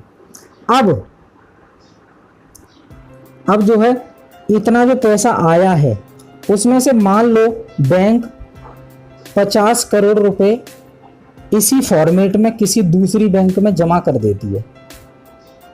ठीक है, मान लो 1000 करोड़ रुपए आया बैंक के पास, saving account, current account, fixed deposit और रिकरिंग डिपॉजिट आरडी के फॉर्म में 1000 करोड़। अब 1000 करोड़ में से 50,000 करोड़ मान लीजिए, जैसे बैंक के पास पैसा आया उसी फॉर्म में बैंक ने दूसरी बैंक में ये पैसा जमा कर दिया और उससे कह दिया आप हमें इंटरेस्ट दे देना, आप ये पैसा जमा कर लो और यूज कर लो आप। ठीक है, अब बैंक के पास जो पैसा बचा, 1000 करोड़ माइनस 50 करोड़, तो बचा 950 करोड़ रुपए। तो ये net demand and time liabilities हो गई। समझ आया आपको? अब 950 जो net demand and time liabilities है, इसको वो किसी भी फॉर्म में यूज करे, वो चाहे तो लोन बांट दे या किसी को विड्रॉल दे दे, ठीक है, वो कोई भी यूज कर सकती है। लेकिन जो 50,000 करोड़ जो दूसरी बैंक में जमा कर दिया है इस बैंक ने, वो माइनस हो जाएगा, 950 करोड़ ही बचेगा। तो total demand and time liabilities कितनी थी? 1000 करोड़। लेकिन नेट निकालेंगे तो जो दूसरी बैंक में पैसा जमा कर दिया उसे माइनस कर देंगे, तो 950 करोड़ जो है net demand and time liabilities, NDTL हो गया ये। ठीक है, आई होप एनडीटीएल का कॉन्सेप्ट समझ में आ गया होगा आपको। चलिए, तो एनडीटीएल आपकी क्लियर है। एनडीटीएल क्या है? Total demand and time liabilities, मतलब माइनस और जो अदर बैंक में पैसा जमा कर दिया है वो बराबर आ जाएगा आपका एनडीटीएल। ठीक है, चलिए अब आगे चलते हैं हम। अब हम पढ़ते हैं कैश रिजर्व रेशियो क्या होता है। अब ध्यान से समझिएगा, एनडीटीएल का कॉन्सेप्ट हमने समझ लिया, तो अब हमको समझना है कैश रिजर्व रेशियो क्या होता है। ठीक है, क्योंकि कैश आगे जो कैश रिजर्व रेशियो है, एसएलआर है, जो सारी चीज़ें हैं वो आपके जो है एनडीटीएल पर ही वो जो है उनकी कैलकुलेशन की जाएगी। जो रेशियो निकाला जाएगा वो एनडीटीएल के बिहाफ पे निकाला जाएगा। एक और बात आप ध्यान रखिए, एनडीटीएल जो होता है वो पर डे बेसिस पे काउंट होता है। ठीक है, बैंक का जो एनडीटीएल है वो पर डे बेसिस पे काउंट होता है। सुबह मॉर्निंग में जब से बैंक ओपन होती है वो शाम को जब तक क्लोज होती है, उस ड्यूरेशन का जो डिपॉजिट होता है और उसमें से जो अदर पैसा दूसरी बैंक में जमा कर दिया जाता है, तो जो बचता है वो net and demand time liabilities होता है, वो पर डे बेसिस पे काउंट होता है। ठीक है, अब हम बात करते हैं सीआरआर क्या होता है। देखिए, अब सीआरआर जो होता है वो एनडीटीएल का ही परसेंटेज है। जो आपका एनडीटीएल है, एनडीटीएल इसका कुछ परसेंट होता है। कितना होता है? मान लीजिए अभी मान लो 4% चल रहा है सीआरआर, कैश रिजर्व रेशियो। इसमें क्या होता है कि CRR is that ratio of the NDTL of bank which a bank has to necessarily keep with the central bank. मतलब एनडीटीएल मान लीजिए 950 करोड़ रुपए आया, ठीक है, तो इस जो सीआरआर है वो आरबीआई के द्वारा डिसाइड किया जाता है कितना है, तो 4% मान लो, तो 4% डिवाइड बाई 100, तो जितना आएगा उतना पैसा 4% पैसा हर कमर्शियल बैंक, जो जैसे कि मान लो एसबीआई है, वो आरबीआई के पास अपना रखेगी। ये कंपलसरी है। ठीक है, एनडीटीएल का 4% जो 4 सीआरआर है, वो सीआरआर कैसे काउंट होगा? वो एनडीटीएल पे काउंट होगा। तो एनडीटीएल का मान लो सीआरआर 4% है, तो एनडीटीएल मान लो 950 करोड़ रुपए है आपका बैंक का, तो उसका 4% जो है वो कमर्शियल बैंक, मतलब फॉर एग्जांपल एसबीआई, वो रिजर्व बैंक के पास सेव करके रखेगी उसका 4% हिस्सा कैश का। ठीक है, तो जो हिस्सा कैश का आरबीआई के पास रखा गया है कमर्शियल बैंक के द्वारा, एनडीटीएल का परसेंटेज निकाल के 4%, क्योंकि सीआरआर 4% है, तो 4% एनडीटीएल का जो कैश है वो आरबीआई के पास रखा जाएगा, उसे ही हम सीआरआर कहते हैं। अब ये देखिए, जो सीआरआर होता है वो जो है आपकी आपातकाल स्थिति में काम आता है वो सीआरआर। ठीक है, और रिजर्व बैंक हमेशा उसको अपने पास रखती है कि कभी कमर्शियल बैंक को जरूरत पड़े तो इमरजेंसी में उसके काम आ जाए। ठीक है, तो सीआरआर पता चल गया। एनडीटीएल का कुछ परसेंट हिस्सा जो कमर्शियल बैंक है वो रिजर्व बैंक के पास जमा करके रखती हैं हमेशा। ये रिजर्व बैंक की तरफ से गाइडलाइंस है, ये कंपलसरीली आपको जमा करना ही पड़ेगा। ठीक है, और सीआरआर कितने परसेंट होता है ये आरबीआई के द्वारा टाइम पे डिसाइड किया जाता है। मान लीजिए 4% अभी, तो एनडीटीएल मान लो आपका 950 करोड़ है, तो उसका 4% जितना निकलेगा वो आपको रिजर्व बैंक के पास जमा रखना पड़ेगा। उसके बाद जो बचेगा, मान लो 100% कैश है आपके पास, उसमें से 4% आपको सीआरआर की फॉर्म में रिजर्व बैंक के पास रखना पड़ेगा। 96% बचा है, इसे आप यूज कर सकते हो बाकी कामों के लिए। ठीक है, चलिए अब हम बात करते हैं, ये एसआरआर नहीं है, ये एसएलआर है। ठीक है, इसको सही कर लीजिएगा, SLR, statutory liquidity ratio, SLR. ठीक है, एसआरआर नहीं है, ये गलत है। चलिए, अब एसएलआर क्या होता है? देखिए, ये भी एसएलआर का जो कॉन्सेप्ट है वो इंडिया में ही चलता है। उसमें जो है आरबीआई कुछ परसेंट डिसाइड करती है कि आपको एनडीटीएल का कुछ परसेंट हिस्सा अपने पास ही रखना है सेव करके। समझ रहे हैं? देखिए, सीआरआर में हमने डिस्कस किया था, सीआरआर में कि 4% एनडीटीएल का 4% आरबीआई के पास रखना होगा हर बैंक को। लेकिन जो एसएलआर है वो कुछ परसेंट एनडीटीएल का कुछ परसेंट हर बैंक, मान लो एसबीआई है तो वो एसबीआई अपने पास ही रखेगी, इटसेल्फ अपने पास ही सेफ करके रखेगी, वो आरबीआई के पास सेफ नहीं करना है। सीआरआर जो है आरबीआई के पास सेव करके रखना पड़ता है, लेकिन एसएलआर खुद बैंक अपने आप में ही सेव करके रखती है। एसएलआर कितना होता है ये टाइम पर जो है आरबीआई के द्वारा डिसाइड किया जाता है। ठीक है, अब सीआरआर जो होता है वो कैश की फॉर्म में होता है, लेकिन एसएलआर क्या होता है? एसएलआर को आप जो है चाहे आप कैश की फॉर्म में रख सकते हैं अपने पास रिजर्व, चाहे आप गोल्ड की फॉर्म में रख सकते हैं अपने पास रिजर्व, चाहे आप जो है गवर्नमेंट सिक्योरिटीज की फॉर्म में रख सकते हैं लाइक बॉन्ड वगैरह।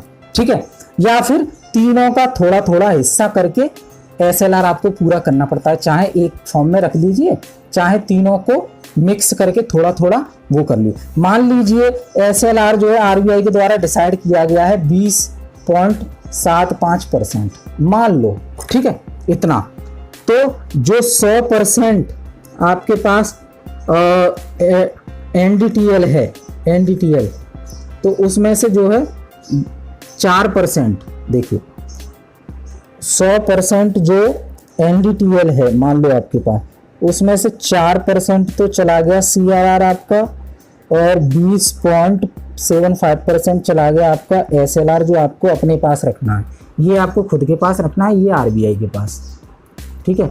अब जो बचेगा वो आपको अपने लिए यूज करना है। और ये जो SLR है, ये SLR है वो कैश, गोल्ड और गवर्नमेंट सिक्योरिटीज किसी भी फॉर्म में आप रख सकते हो, या तीनों का मिक्सर करके रख सकते हो, ठीक है। ये समझ में आया आपको, ठीक है। देखिए इसका पर्पस बताता हूं। The purpose of maintaining the ratio is that on the one hand it enable the government to borrow from the banking system, and on the other hand to have enough cash like other bank. जैसे कि मान लीजिए, एक और चीज आपको बताता हूं मैं। आपको पता है जो गवर्नमेंट है वो कमर्शियल बैंक से बोरो करती है अपने बॉन्ड बेच के, बॉन्ड जो है SBI को देती है, ये हमने डिस्कस किया था, ठीक है। गवर्नमेंट जो अपने बॉन्ड जो है मान लो कमर्शियल बैंक को दे देगी, और कमर्शियल बैंक बदले में उसको पैसा दे देंगी। तो एक तो गवर्नमेंट का ये मोटो होता है कि हमें कमर्शियल बैंक से बोरो करना पड़ता है, तो हम जो है कमर्शियल बैंक से ये SLR सेट करने को कहेंगे, तो SBI के कमर्शियल बैंक के पास जो है सिक्योरिटी की फॉर्म में कैश रखने में, और ज़्यादातर कैश उपलब्ध रहता है, तो हमारे काम आएगा, ठीक है। तो गवर्नमेंट जो है कमर्शियल बैंक से कैश लेती है बॉन्ड देके, गवर्नमेंट सिक्योरिटीज़ देके, ठीक है। और जो गवर्नमेंट सिक्योरिटीज़ देते हैं उनको लेने से SBI या कमर्शियल बैंक मना नहीं कर सकती। क्यों? क्योंकि सरकार कह रही है। और दूसरा पर्पज है कि SBI को जो है गवर्नमेंट सिक्योरिटीज़ की फॉर्म में SLR जो है सेव करके रखना पड़ता है, तो दोनों के काम चल जाते हैं, ठीक है। तो ये एक तो ये हो गया। और गवर्नमेंट बोरो करती है तो इनफ कैश अवेलेबल रहता है कमर्शियल बैंक के पास, तो इसलिए ये जो है SLR जो है हर बैंक को मेंटेन करके रखना पड़ता है, जो कि मान लो 20.75% है, ठीक है। ये टाइम पे RBI के द्वारा डिसाइड किया जाता है, ठीक है। तो कैश रिजर्व रेशियो और SLR ये आपको समझ में आए होंगे, ठीक है। और हमने NDTL डिस्कस किया, तो ये सारी चीज़ें हमने डिस्कस की। तो इस वीडियो में हम इतना ही, मिलते हैं अगले वीडियो में कुछ नई टर्मिनोलॉजी और कुछ नए टॉपिक के साथ। Thank you.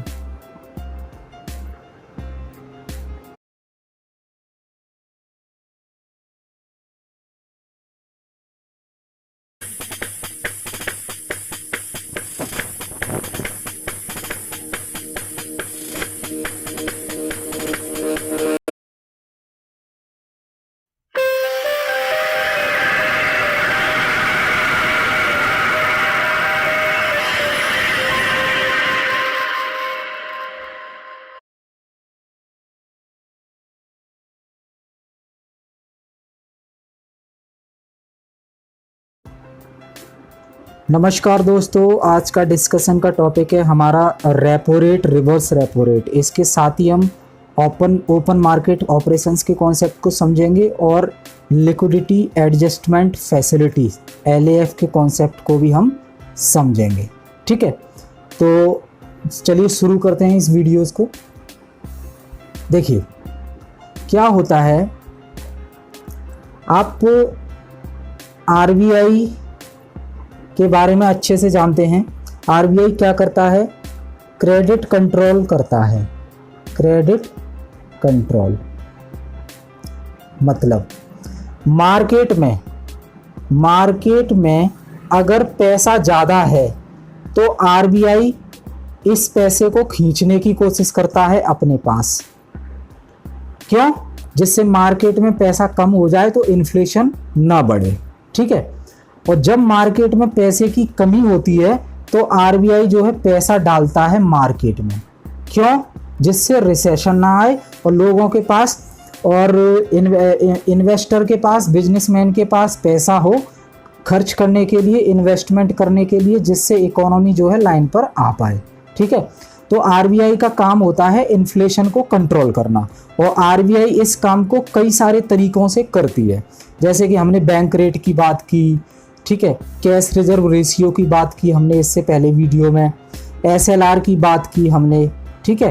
तो ये सारी चीज़ें जो है टूल्स का यूज करता है RBI और इन्फ्लेशन को कंट्रोल करने के लिए और सप्लाई ऑफ मनी को कंट्रोल करने के लिए। उन्हीं में से एक इम्पोर्टेंट है आज जो हम डिस्कस करने वाले हैं, वो repo and reverse repo rate, ठीक है। अब ये क्या होता है, देखिए ये है RBI और ये है मार्केट।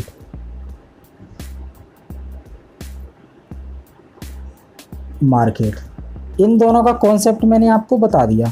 RBI मार्केट से पैसा खींचने का काम करता है और RBI मार्केट में पैसा डालने का काम करता है। तो RBI जब मार्केट में पैसा डालता है इसे कहते हैं इंजेक्शन ऑफ मनी, मतलब मार्केट में पैसा इंजेक्ट कर रहा है। और जब RBI मार्केट से पैसा खींचता है ये, तो इसे कहते हैं एब्जॉर्प्शन, मतलब मार्केट से पैसा खींचना। अब देखिए होता क्या है कि RBI, एक तरफ RBI है और दूसरी तरफ है कमर्शियल बैंक, मान लीजिए फॉर एग्जांपल SBI। तो जो भी कस्टमर को लोन चाहिए या बिजनेसमैन को लोन चाहिए वो कमर्शियल बैंक के पास जाते हैं, जैसे कि SBI, Punjab national bank, bank of Baroda etcetera, ठीक है। अब RBI क्या करता है, मान लीजिए जब RBI को लगता है कि मार्केट में जो है पैसा बहुत ज़्यादा हो गया है, अब जब मान लीजिए आपके मार्केट में पैसा बहुत ज़्यादा हो गया है लोगों के पास, तो लोगों की जेब भरी रहेंगी पैसों से। अब क्या होगा, वो लोग ज़्यादा खरीदारी करेंगे और ज़्यादा खरीदारी करेंगे तो जो है इन्फ्लेशन बढ़ जाएगा, क्योंकि जो डिमांड है प्रोडक्ट की, जो सप्लाई है प्रोडक्ट की, वो मार्केट में कम होगी और खरीदने वाले बहुत ज़्यादा होंगे। क्योंकि आज आप एक चीज़ खरीदने जाते हो, मान लीजिए वॉशिंग मशीन खरीदने जा रहे हो आप, वॉशिंग मशीन की जो अवेलेबिलिटी है वो तो कम है, लेकिन आपके पास पैसा बहुत ज़्यादा है मार्केट में आप लोगों के पास, तो आप क्या करोगे, वॉशिंग मशीन तो चाहिए आपको, आप जाओगे जो है स्टोर पर, शोरूम पर, और वहाँ कहोगे मुझे वॉशिंग मशीन चाहिए। अब वॉशिंग मशीन तो कम है लेकिन खरीदने वाले बहुत सारे हैं, क्योंकि पैसा आ गया है मार्केट में बहुत ज़्यादा। तो क्या है, उस वॉशिंग मशीन की कीमत बढ़ जाएगी, फिर इससे क्या है, इन्फ्लेशन आ जाएगा। तो इस सिचुएशन को RBI कैसे कंट्रोल करता है, RBI जो है कमर्शियल बैंक से गवर्नमेंट सिक्योरिटीज खरीद लेता है, गवर्नमेंट सिक्योरिटीज जैसे बॉन्ड, ठीक है। RBI SBI से जो है गवर्नमेंट सिक्योरिटीज खरीद लेता है बॉन्ड। इसके बदले में देखिए, एक मिनट, RBI और SBI जब मार्केट में पैसे की कमी है, एक तो हमने बात की कि मार्केट में पैसा बहुत आ गया है तो इन्फ्लेशन आ जाएगा, और दूसरा केस कब बनेगा कि जब मार्केट में जो है पैसे की कमी होगी, मतलब कस्टमर लोन लेने के लिए घूम रहा है आपके पास, SBI के पास पैसा नहीं है तो उसको लोन नहीं दिया जा रहा। बिजनेसमैन लोन लेने के लिए घूम रहा है, बिजनेसमैन को पैसा नहीं दिया जा रहा, क्यों, SBI के पास है नहीं। तो दो केस बनते हैं, एक केस मार्केट में पैसा बहुत ज़्यादा हो गया है, दूसरा केस मार्केट में पैसा कम हो गया है। तो जब मार्केट में पैसा कम हो जाता है तो RBI को जरूरत पड़ती है कि मार्केट में पैसा डाला जाए, जिससे बिजनेसमैन को लोन मिले, कस्टमर को पैसा मिले। बिजनेसमैन को लोन मिलेगा तो वो इन्वेस्टमेंट बढ़ाएगा अपनी बिजनेस में, इन्वेस्टमेंट बढ़ाएगा तो एम्प्लॉयमेंट जनरेट होगा, एम्प्लॉयमेंट जनरेट होगा तो लोगों को नौकरी मिलेगी, लोगों के पास पैसा आएगा, लोग खरीदारी करने लगेंगे और डिमांड जो है बढ़ जाएगी प्रोडक्ट की इकोनॉमी में, ठीक है। तो अब मान लीजिए पहला केस हम ले लेते हैं कि मार्केट में जो है पैसे की कमी है, मार्केट में जो है पैसे की कमी है, पैसा कम है। अब तो इकोनॉमी स्लो डाउन, क्योंकि खरीदारी नहीं हो रही, तो RBI क्या करेगा, RBI जो है SBI को जो है पैसा देगा, जिससे कि उस पैसे को SBI लोन के थ्रू मार्केट में बांट पाए। लेकिन ध्यान रखिएगा, RBI SBI को पैसा तो दे रहा है लेकिन फ्री में नहीं दे रहा है, आरबीआई कहेगा भाई एसबीआई तुम्हारे पास जो गवर्नमेंट सिक्योरिटीज हैं, गवर्नमेंट की जो सिक्योरिटीज आपके पास रखी हैं जैसे कि बॉन्ड, उन्हें आप हमें दे दो, हम वो बॉन्ड खरीद रहे हैं आपसे, और जितने के वो बॉन्ड हैं उतना पैसा हम कैश की फॉर्म में आपको दे रहे हैं, इस पैसे को आप बांटो। भाई गवर्नमेंट सिक्योरिटीज आपके पास रखी हैं, वो क्या कर रही हैं, उन्हें आप हमें दो, हम खरीद रहे हैं उन गवर्नमेंट सिक्योरिटीज को आपसे, उसके बदले में जितनी कीमत उनकी है उतना कैश हम आपको दे रहे हैं, तो मार्केट में आप बांटो। ठीक है, तो आरबीआई ये जो कैश दे रही है एसबीआई को, इस प्रोसेस को कहेंगे injection of money, injection of money in the market. Market में पैसे का इंजेक्शन लगा रही है जिससे पैसा जा रहा है मार्केट में। तो इससे क्या होगा, मार्केट में पैसा जाएगा तो लोगों के पास पैसा काफी होगा, तो सारी इकोनॉमिक एक्टिविटी शुरू हो जाएंगी। ठीक है, अब आरबीआई पैसा दे रहा है एसबीआई को, क्यों? क्योंकि आरबीआई ने बॉन्ड खरीद लिए हैं एसबीआई के, उसके बदले में पैसा दे रहा है। लेकिन यहीं तक सीमित नहीं है, आरबीआई इस पर जो है इंटरेस्ट भी लेगा एसबीआई से कि हम आपको पैसा दे रहे हैं, हमें इंटरेस्ट भी चाहिए। तो ये जो इंटरेस्ट है, आरबीआई गवर्नमेंट सिक्योरिटी खरीद रहा है एसबीआई की, उसके बदले में पैसा दे रहा है, तो इस पैसे पर आरबीआई चार्ज कर रहा है इंटरेस्ट रेट। इस इंटरेस्ट रेट को कहेंगे हम रेपो रेट,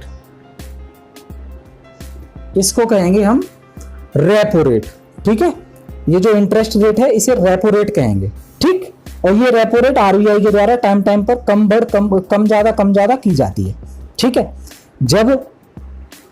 जब आरबीआई को लगता है कि मार्केट में पैसे की कमी है तो रेपो रेट जो है कम कर देती है, और जब लगता है कि मार्केट में पैसा बहुत ज्यादा है तो रेपो रेट बढ़ा देती है। तो कमर्शियल बैंक पैसा लेंगे ही नहीं क्योंकि इंटरेस्ट रेट ज्यादा है। अब रेपो रेट कम हो गई, मतलब इंटरेस्ट रेट कम है, तो एसबीआई कहेगा चलो इंटरेस्ट रेट कम है, इनसे ही पैसा ले लेते हैं। तो देखिए आजकल में ही जो है रेपो रेट कम की है, जिससे एसबीआई जो है और कमर्शियल बैंक जो है आरबीआई से पैसा ले पाए, उसको मार्केट में दे पाए, क्योंकि इकोनॉमिक एक्टिविटीज ठप पड़ी हुई है कोरोना वायरस की वजह से, स्लो डाउन की वजह से। ठीक है, तो रेपो रेट क्या होता है, जब आरबीआई कमर्शियल बैंक से गवर्नमेंट सिक्योरिटीज खरीद कर उसके बदले में कैश देता है कमर्शियल बैंक को, उस पर जो इंटरेस्ट रेट चार्ज करता है उसे कहते हैं रेपो रेट। ठीक है, समझ आया आपको? रेपो का फुल फॉर्म होता है, यहाँ पे रेपो का फुल फॉर्म होता है रीपरचेज, रीपरचेज। अब ध्यान दीजिएगा, जब आरबीआई सिक्योरिटीज खरीदता है और उसके बदले में कैश देता है, तो आरबीआई एग्रीमेंट साइन करता है कि आपको कुछ दिनों बाद ये जो सिक्योरिटीज है हमसे द्वारा खरीदनी पड़ेंगी आपको। ये शॉर्ट टर्म होता है, ये जो प्रोसेस चल रही है ये शॉर्ट टर्म है, लॉन्ग टर्म नहीं है, कुछ ही समय के लिए। जैसे कि 7 दिन, 14 दिन, 28 दिन, 56 दिन, मैक्सिमम 56 दिन के लिए होती है। ऐसा नहीं है कि 56 दिन के बाद नहीं कंटिन्यू कर सकते, उसके बाद रिन्यू कर लो दोबारा से, लेकिन इसका पीरियड होता है 7 दिन के लिए ये लिया जा रहा है पैसा, या 14 दिन के लिए, 28 दिन के लिए, 56 दिन के लिए। ठीक है, तो जब पैसा जो है आरबीआई दे रही है एसबीआई को, किसके बदले में, गवर्नमेंट सिक्योरिटीज खरीद कर के एसबीआई को पैसा दे रही है आरबीआई, तो वहां पे एग्रीमेंट भी कर रही है कि आज हम आपकी सिक्योरिटीज खरीद रहे हैं, लेकिन ये आपको रीपरचेज करनी पड़ेंगी। रेपो मतलब रीपरचेज करनी पड़ेंगी आपको। रीपरचेज मतलब फिर आप दोबारा से हमसे सिक्योरिटी खरीद लोगे और हमारा पैसा हमें वापस दे दोगे। ठीक है, तो ये हो गया रेपो रेट। तो रेपो रेट को क्या कहते हैं, injection of the money, injection of the money in the market by RBI. ठीक है, टू कंट्रोल रिसेशन, रिसेशन ना हो, स्लो डाउन ना हो। अब बात करते हैं रिवर्स रेपो की। अब देखिए, अब दूसरा केस है कि मार्केट में जो है, मार्केट में पैसा बहुत सारा आ गया है, मार्केट में जो है पैसा बहुत सारा है, तो पैसा बहुत सारा है, इन्फ्लेशन बढ़ रहा है, तो आरबीआई क्या करेगा, एसबीआई की जो गवर्नमेंट सिक्योरिटीज खरीदी थी उनको जो है रिटर्न कर देगा एसबीआई को कि भैया आप अपनी गवर्नमेंट सिक्योरिटीज ले लो, उसके बदले में हमें कैश दे दो। तो आरबीआई ऐसा क्यों कर रहा है, एसबीआई से कैश खींच रहा है अपने पास, मतलब एसबीआई के पास पैसा रहेगा ही नहीं तो एसबीआई बांटेगा क्यों, ऑलरेडी इतना इन्फ्लेशन है। ठीक है, तो इस पर जो है आरबीआई अपनी जो है गवर्नमेंट सिक्योरिटीज बेच देगा और आरबीआई के पास जो गवर्नमेंट सिक्योरिटीज रखी हैं एसबीआई की उन्हें रिटर्न कर देगा और उसके बदले में एसबीआई से पैसा ले लेगा। ठीक है, तो जिस रेट पर एसबीआई से पैसा लेगा, आरबीआई जिस रेट पर एसबीआई से पैसा लेगा उसे कहेंगे रिवर्स रेपो, रिवर्स रेपो। ठीक है, समझ आया आपको? जब मार्केट में इन्फ्लेशन बहुत ज्यादा है तो आरबीआई जो है एसबीआई से पैसा लेगा,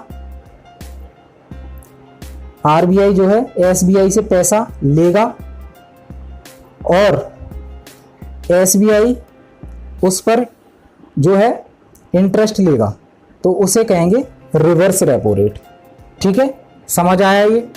अब ये जो प्रोसेस हो रही है ये पूरी शॉर्ट टर्म के लिए होती है, शॉर्ट टर्म। इसी को हम कहते हैं पूरे ऑपरेशन को open market operation, open market operation. इस पूरी प्रोसेस को रेपो रिवर्स रेपो की जो प्रोसेस है इसको हम ओपन मार्केट ऑपरेशन कहते हैं। ठीक है, तो ओपन मार्केट ऑपरेशन जो है आरबीआई के द्वारा कंडक्ट किया जाता है, आरबीआई के द्वारा टाइम टू टाइम कंडक्ट किया जाता है। ठीक है, तो इसके अंडर में जो है ये गवर्नमेंट सिक्योरिटीज खरीदती है आरबीआई बैंक से, ठीक है, और फाइनेंशियल इंस्टीट्यूशन से, और गवर्नमेंट सिक्योरिटी सेल करती है बैंक्स को और फाइनेंशियल इंस्टीट्यूशंस को। ठीक है, और ये जो गवर्नमेंट सिक्योरिटीज है आरबीआई सेल करती है बैंक को, कब? जब इन्फ्लेशन होता है, क्योंकि आरबीआई सिक्योरिटीज देगी बैंक को, बैंक से पैसा ले लेगी तो इन्फ्लेशन कंट्रोल में आएगा। ठीक है, और ये खरीदती है कब? जैसे आरबीआई जो है गवर्नमेंट सिक्योरिटी सेल करती है, सेल करती है। ठीक है, गवर्नमेंट सिक्योरिटी अगर आरबीआई देगी एसबीआई को तो उसके बदले में पैसा लेगी। ठीक है, और जब गवर्नमेंट सिक्योरिटी बेचेगी तो उसके बदले में पैसा आएगा, और जब गवर्नमेंट सिक्योरिटीज जो है लौटाएगी तो उसके बदले पैसा देना पड़ेगा। तो इस तरह से इन्फ्लेशन और रिसेशन को कंट्रोल करने के लिए ये ओपन मार्केट ऑपरेशन किए जाते हैं। ठीक है, अब रिवर्स रेपो रेट और रेपो रेट हमने समझ ली। ठीक है, जब जो है ये आरबीआई जो रेपो रेट है उसका मतलब होता है injection of liquidity by RBI through buying government bonds from banks. ठीक है, with an agreement to sell them back at a fixed date. Repurchase agreement होता है कि आपको कुछ दिनों बाद ये खरीदनी पड़ेगी। जबकि रिवर्स रेपो रेट क्या होता है? Absorption of liquidity by RBI through borrowing funds. RBI जो है एसबीआई से फंड बोरो करती है जब इन्फ्लेशन को कंट्रोल करने के लिए। ठीक है, तो ये ध्यान रखिएगा आप अच्छे से। तो अगर आरबीआई को लगता है कि मार्केट में मनी बहुत ज्यादा है जो इन्फ्लेशन बढ़ा सकती है, तो reverse repo rate option use किया जाता है मार्केट से पैसा खींचने के लिए, जो एक्स्ट्रा पैसा है मार्केट में। ठीक है, दूसरी तरफ जब आरबीआई को लगता है कि मार्केट में पैसे की शॉर्टेज है, लिक्विडिटी की शॉर्टेज है, उस समय आरबीआई जो है रेपो रेट का यूज करती है to inject liquidity in the market. ठीक है, तो ये होते हैं रेपो और रिवर्स रेपो रेट। अब एक कॉन्सेप्ट बचता है हमारा एलएएफ का। अब भैया एलएएफ क्या होता है? देखिए,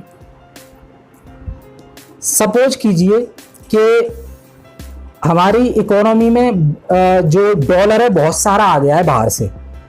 सपोज हमारी इकोनॉमी में जो डॉलर है वो बहुत सारा आ गया है बाहर से।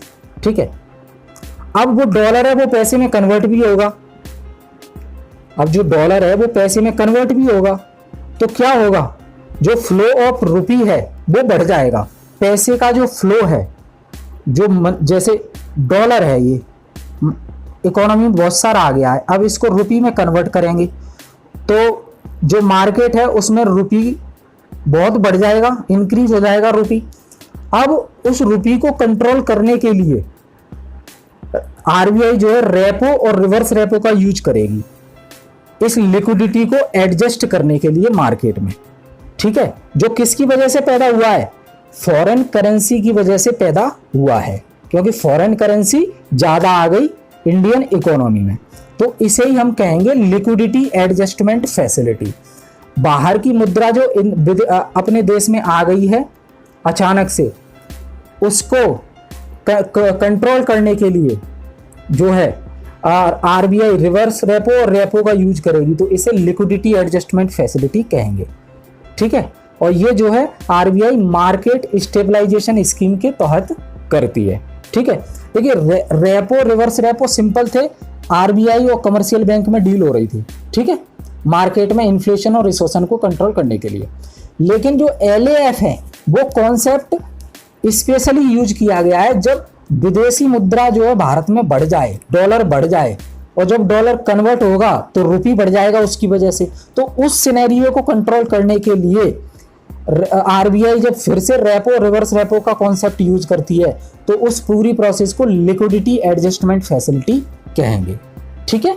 लिक्विडिटी एडजस्टमेंट फैसिलिटी कब यूज होती है, जब डॉलर की मात्रा बढ़ जाए इकोनॉमी में, जिससे रुपये की मात्रा भी बढ़ जाएगी। और रेपो रिवर्स रेपो नॉर्मली कब होते हैं, ये नॉर्मल प्रोसेस है इन्फ्लेशन को रिसेशन को कंट्रोल करने के लिए, ठीक है। तो हमने ओपन मार्केट ऑपरेशन समझा, लिक्विडिटी एडजस्टमेंट फैसिलिटी समझा, और रेपो रेट समझा, रिवर्स रेपो रेट समझा। Repo reverse repo short term period के लिए होते हैं, 7 दिन, 14 दिन, 28 दिन, 56 दिन, इसे बाद में रिन्यू भी किया जा सकता है, ठीक है। और रेपो और रिवर्स रेपो जो ऑपरेशंस होते हैं, इस पूरी प्रोसेस को ओपन मार्केट ऑपरेशन कहते हैं। ये आरबीआई टाइम टू टाइम इसका इस्तेमाल करती रहती है इन्फ्लेशन को रिसेशन को कंट्रोल करने के लिए। और लिक्विडिटी एडजस्टमेंट फैसिलिटी कब होता है, जब मार्केट में विदेशी मुद्रा का भंडार बढ़ जाए, उसकी वजह से जो रुपये की जो रुपये बढ़ेंगे, जो उसकी फ्लो ऑफ रुपये बढ़ेगा, उसको कंट्रोल करने के लिए आरबीआई फिर से रेपो रिवर्स रेपो का यूज करती है, लेकिन इस केस को कहेंगे लिक्विडिटी एडजस्टमेंट फैसिलिटी, ठीक है। तो ये हमने डिस्कस किया, आई होप ये सारी चीज़ें आपको क्लियर हो गई होंगी। एक और चीज़ मैं आपको बता देता हूँ, इससे पहले जो वीडियो डाला था हमने, जिसमें हमने जो है बात की थी कैश रिजर्व रेशियो की और स्टैट्यूटरी लिक्विडिटी रेशियो की, एसएलआर और सीआरआर की, उसमें मैंने गलती से जो है 50 करोड़ रुपए की जगह एग्जाम्पल में मैंने 50,000 करोड़ रुपए बोल दिया था, तो उसको आप कंसीडर कर लीजिएगा, ठीक है। अब मतलब जो वैल्यू है वो उसमें कोई अंतर नहीं आया, सिर्फ बोलने में मेरे अंतर आ गया था। मैंने अचानक से 50 करोड़ बोलना था, मुझे लिख भी दिया था मैंने 50 करोड़, लेकिन बोला है 50,000 करोड़, ठीक है। तो आप उसको कंसीडर कर लीजिएगा। Thank you very much.